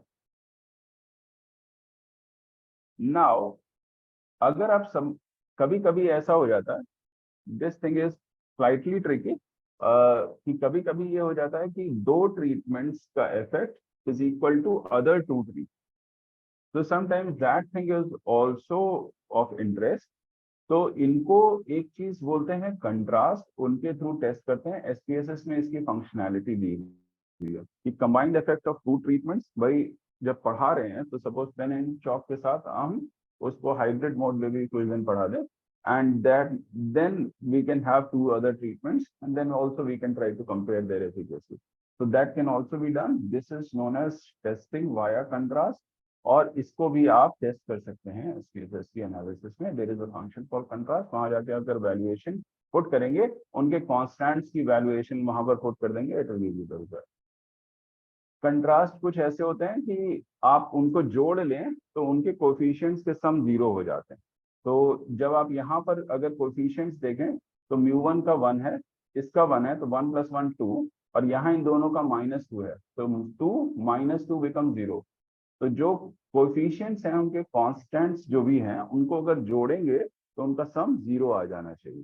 तो if that contrast is set in this way, then you can always test that particular contrast, and that is there in that analysis variance. वो T test के via ही कर सकते हैं। Remaining things I think Anupama can take care of it. I want to finish at least 1 way ANOVA. Okay, एक चीज और, जब आप पेयर वाइज टेस्ट करेंगे तो आपके पास कुछ टी टेस्ट इस तरह का आता है, राइट? और जब इसकी वैल्यू कंपेयर करेंगे तो किसी एक टैबुलेटेड वैल्यू से करेंगे, isn't it? तो वो टैबुलेटेड वैल्यू लेट अस से दिस है, राइट?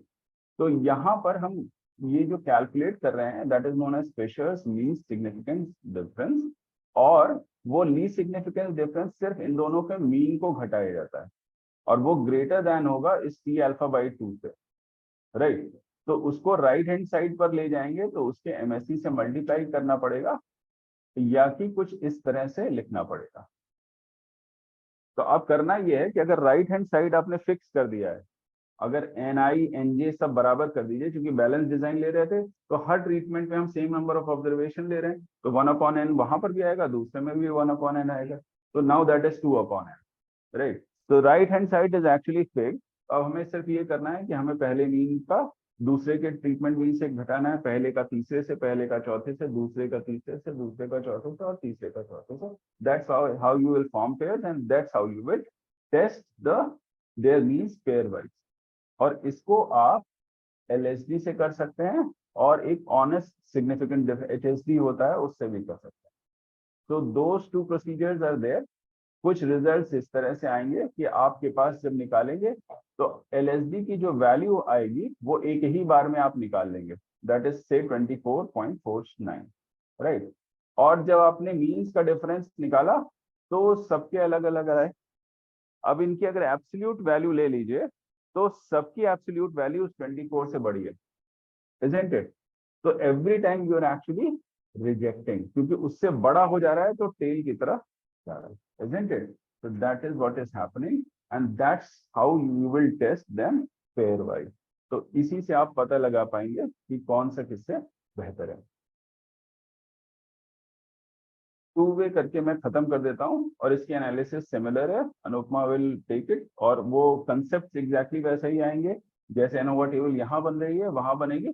बस फर्क ये है कि यहाँ पर दो, वहां पर एक कांस्टेंट टाउ था, ये म्यू तो एक कांस्टेंट की तरह, इसको अलग ही कर दीजिए, वहां पर एक टाउ था और यहाँ पर एक और बीटा आ गया, तो यहाँ पर दो फैक्टर हैं प्लस एक एरर। तो this is known as two way analysis, और इसे रैंडमाइज्ड ब्लॉक डिजाइन भी कहते हैं या रैंडमाइज्ड कंप्लीट ब्लॉक डिजाइन भी कहते हैं, ठीक है? आरबीडी और RCBD both variations are quite popular. और जब आप उसका सम ऑफ स्क्वायर्स ब्रेक करेंगे तो total sum of squares can be broken as treatments. दूसरा है आर्टिफिशियल फैक्टर जो ब्लॉक के तौर पर आएगा, कि अगर आप उसको होमोजेनिटी दे दें तो और अच्छे रिजल्ट आते हैं, तो आपका एरर और कम हो जाएगा। तो जो प्रीवियस एनालिसिस थी जहां पर हमने एरर कंट्रोल नहीं किया था, यहाँ ब्लॉकिंग के थ्रू हम एरर कंट्रोल करके और अपनी डिजाइन और रिजल्ट एफिशिएंट बना सकते हैं।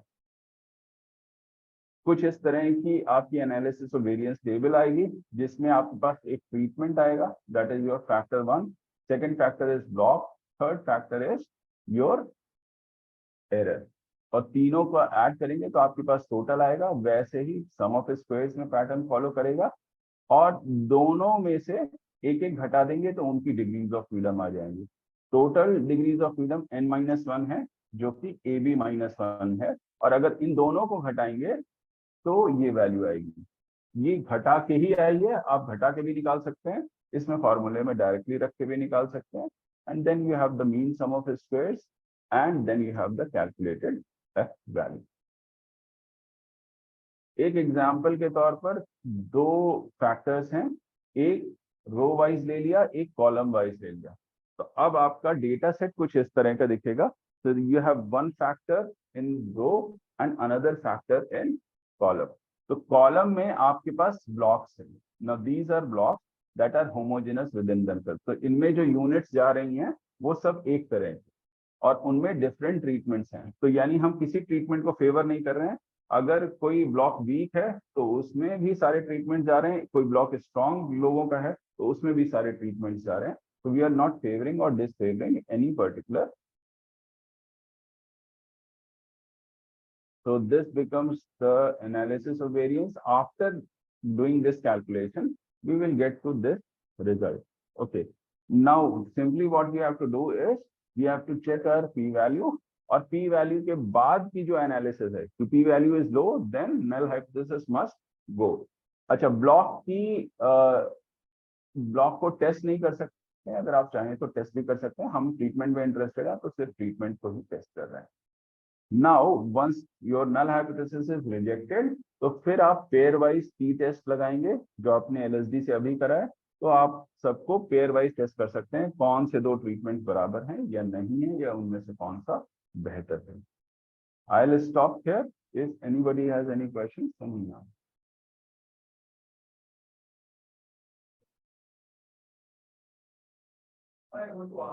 Yeah, please. First of all, thank you so much for today's session. It was very useful. Welcome. I work as a psychologist in hospital, and my first question is related to randomization. Yeah. Can you refer some book or 100 text for medical control, these randomized control trials, especially how to do the randomization? I'll give you a list. You give me your email ID after this session. I'll send you an entire list of, there are many books, many good books are there. Sir, I have I have gone through a couple of books. The problem is that it's very generic. Like I work in a hospital, so suppose I have to test three medicines and there is one existing medicine, and I have one or two patients who are giving consent every. And I have to assign them to 4 groups. Okay. Let's say M1, M2, M3. Yeah. And now I'm doing randomization. So I'm just taking a lottery system and I'm putting it in that M1, M2. Okay. And now because of lottery system, most of the people are either in some one particular group.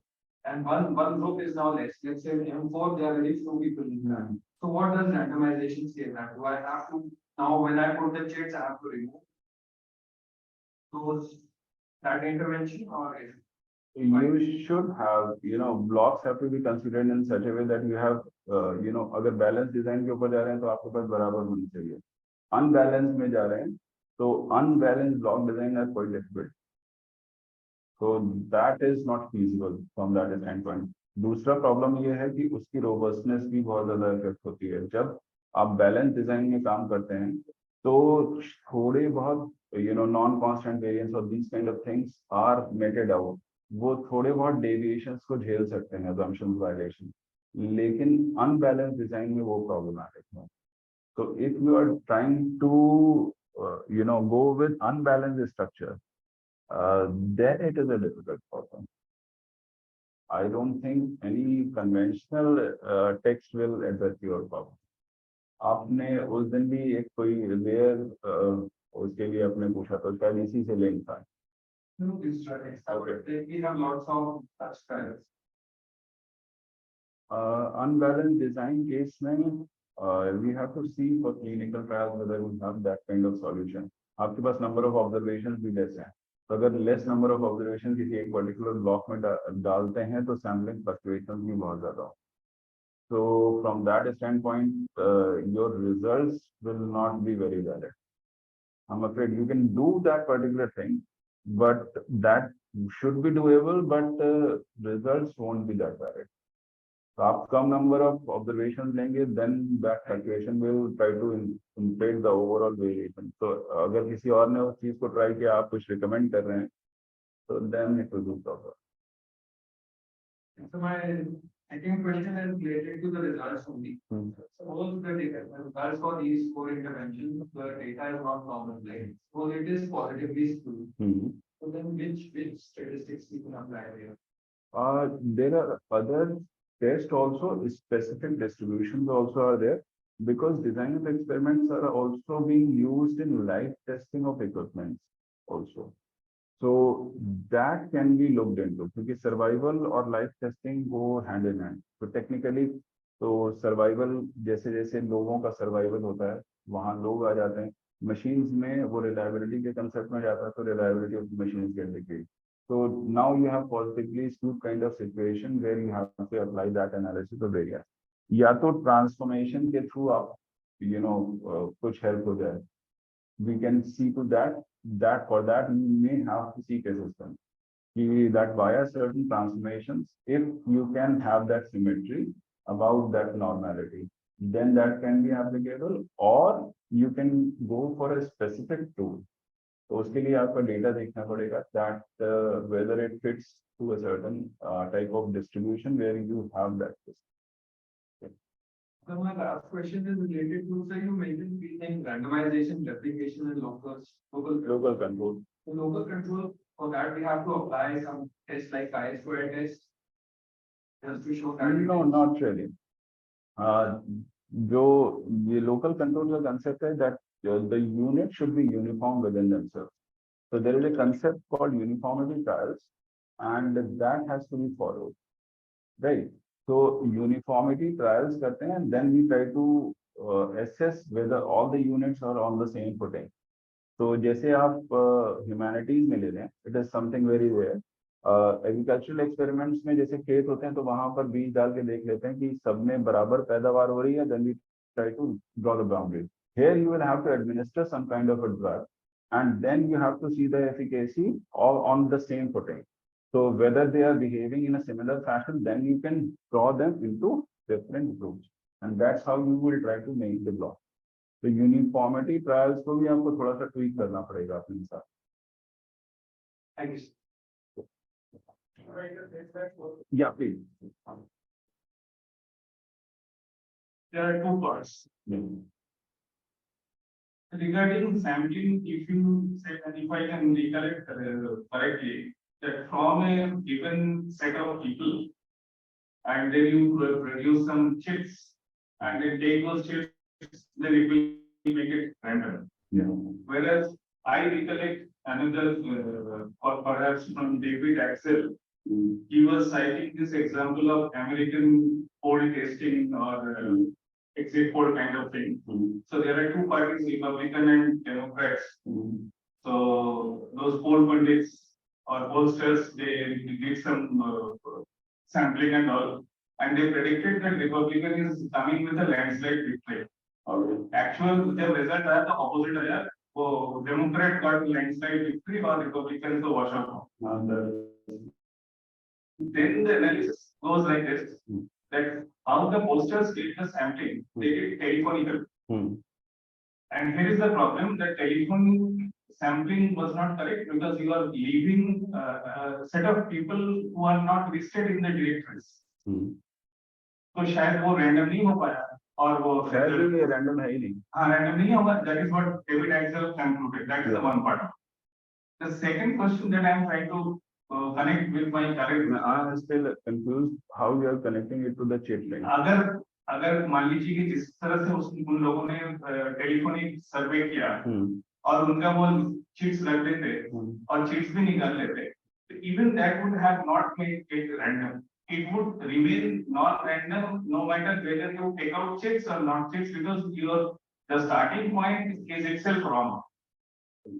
So that is why I am connecting here कि अगर यहाँ के बैठ के लोगों से हम sample लेने चिप्स बना लें, and if they are not a representative sample, if they are not reflecting the correct population, then no matter वो चिप निकाला जाए या कुछ और किया जाए, वो non random ही रहेगा. Sir, there are two things. First of all, when I said this randomization, it was with respect to this random experiment. Second thing is, जब आप पॉपुलेशन पर करोगे या ऑब्जर्वेशनल स्टडीज में करोगे, ठीक है, तो when I refer to this as you know my population, तो जब मैं ये बताऊंगा तो मैं पॉपुलेशन यही रखूंगा, मैं पॉपुलेशन नहीं चेंज करूंगा. फर्स्ट ऑफ ऑल, तो जब मैंने ये बोला यहाँ पर कि ये मेरी पॉपुलेशन है, तो if you remember it correctly, I said this is my population. Am I correct? Yes. Second thing is, when you say that this is a random sample, I never said this is a random sample. So when you say that you are going to take the chicks from a sample, so what you are doing is subsample. First thing. So then when you are taking the chicks into a certain box, then you should have the chicks of the entire population. Right? So if you are not having the chicks of the entire population, your randomization is never going to work. Second thing is, you should reshuffle so that you don't get into the bias. Population की chits आपको रखनी है, sample में से sample निकालने की बात नहीं कर रहा हूँ, उसकी एक अलग थ्योरी है. तो अगर पहला रिप्रेजेंटेटिव सैंपल की ही बात कर लें, तो जब मैंने शुरू किया तो मैंने यही कहा कि जब आप सैंपल अपना चूज करेंगे तो सैंपल में ही आपको अपनी ईमानदारी रखनी है. तो अगर आपका पहला सैंपल अगर नॉन रैंडम है, तो उसमें से चाहे जितने रैंडम सैंपल निकाल लीजिए, तो उसका कोई मतलब. So we don't base our statistics on non-probability sampling to start from. तो अगर आप statistics लगा रहे हैं कहीं पर भी, तो make sure that you are using that on the entire population. तो आप sample लीजिए. अगर आप किसी part से शुरू कर रहे हैं, तो then your results will be valid only up to that part. इसीलिए जब भी मैं पिछली बार भी मैंने कहा था कि आपके रिजल्ट्स टाइम और स्पेस में वैलिड, और स्पेस का मतलब मेरा जगह था, ठीक है। तो यानी आप अपनी पॉपुलेशन को फिजिकली डिमार्केट कर पाए। अगर आप फिजिकली डिमार्केट नहीं कर पा रहे हैं, तो then your results are bound to fail, क्योंकि आप यहाँ के रिजल्ट्स अगर आप हिमालय में जाके या जम्मू कश्मीर में जाके वैलिडेट कराएंगे तो may not be possible, right. So अगर डेमोक्रेट और इलेक्टोरल पॉलिटिक्स का ऐसा है कि they never do probability sampling most of the time, और जो लोग करते हैं उनके रिजल्ट्स भी बहुत एक्यूरेट है। तो अगर आप अपने रिजल्ट्स में उतनी ईमानदारी बरतते हैं, till now I have seen only a single survey which actually give his sampling strategy. नहीं तो ज्यादातर एग्जिट पोल्स जितना भी देते हैं, कभी अपनी सैम्पलिंग स्ट्रेटजी बताते ही नहीं। It was the Hindu that published way back in 90s sometime.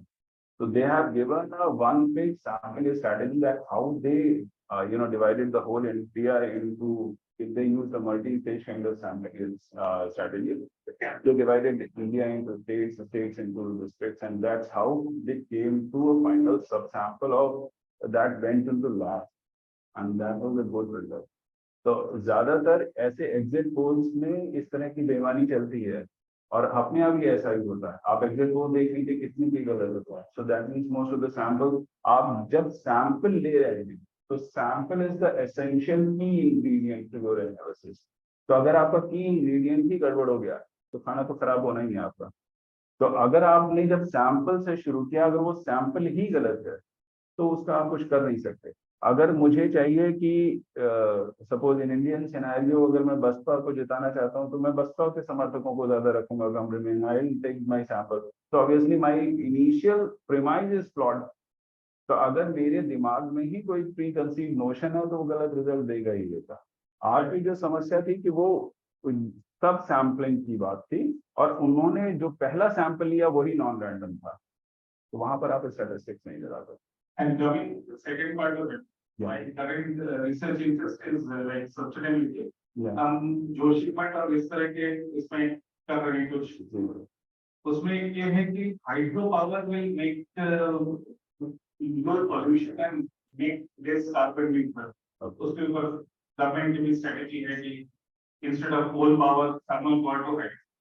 आपके उस एक्सपेरिमेंट से अगर कनेक्ट किया जाए, you are applying different medicines and checking the outcome with this assumption कि drug A, drug B, drug C और drug D उसको apply करने से किसी एक एलिमेंट में तकलीफ में कुछ कमी होगी, then it will be known as efficacy.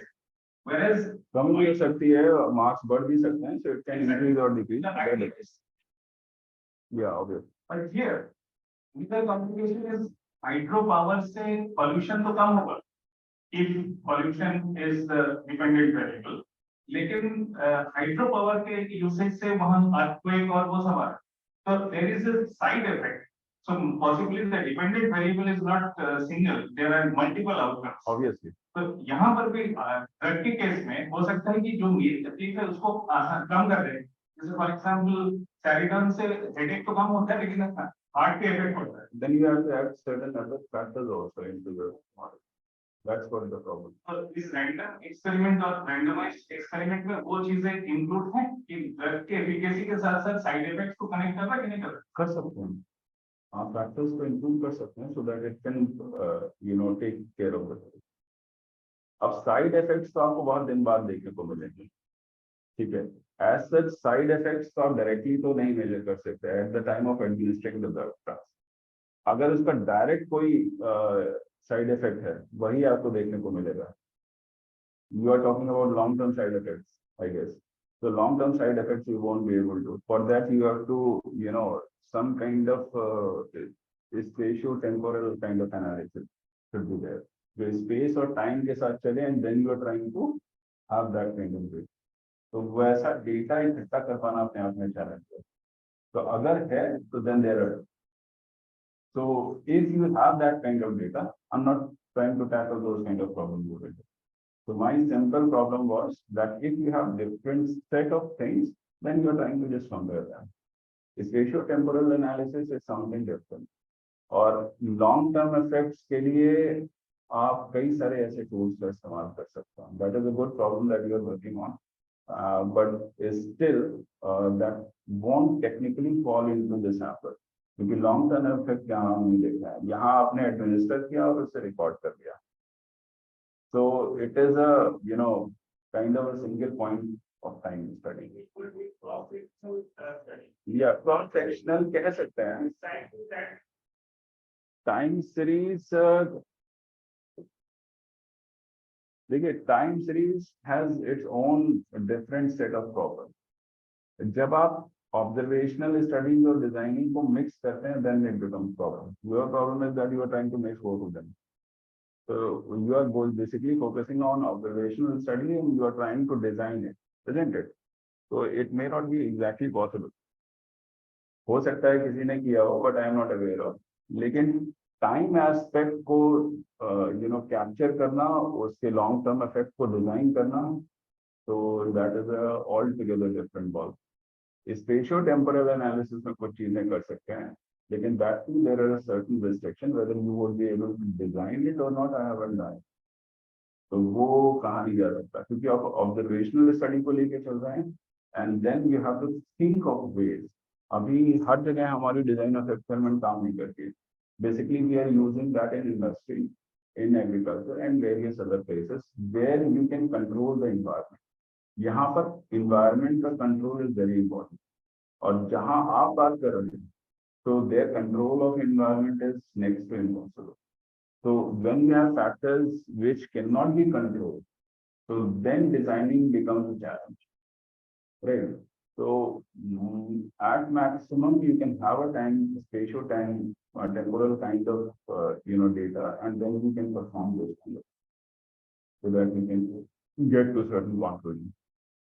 But how much that will be effective, that लेकिन आप कर सकते different stages पे, different time points पे, or it will be a long term study.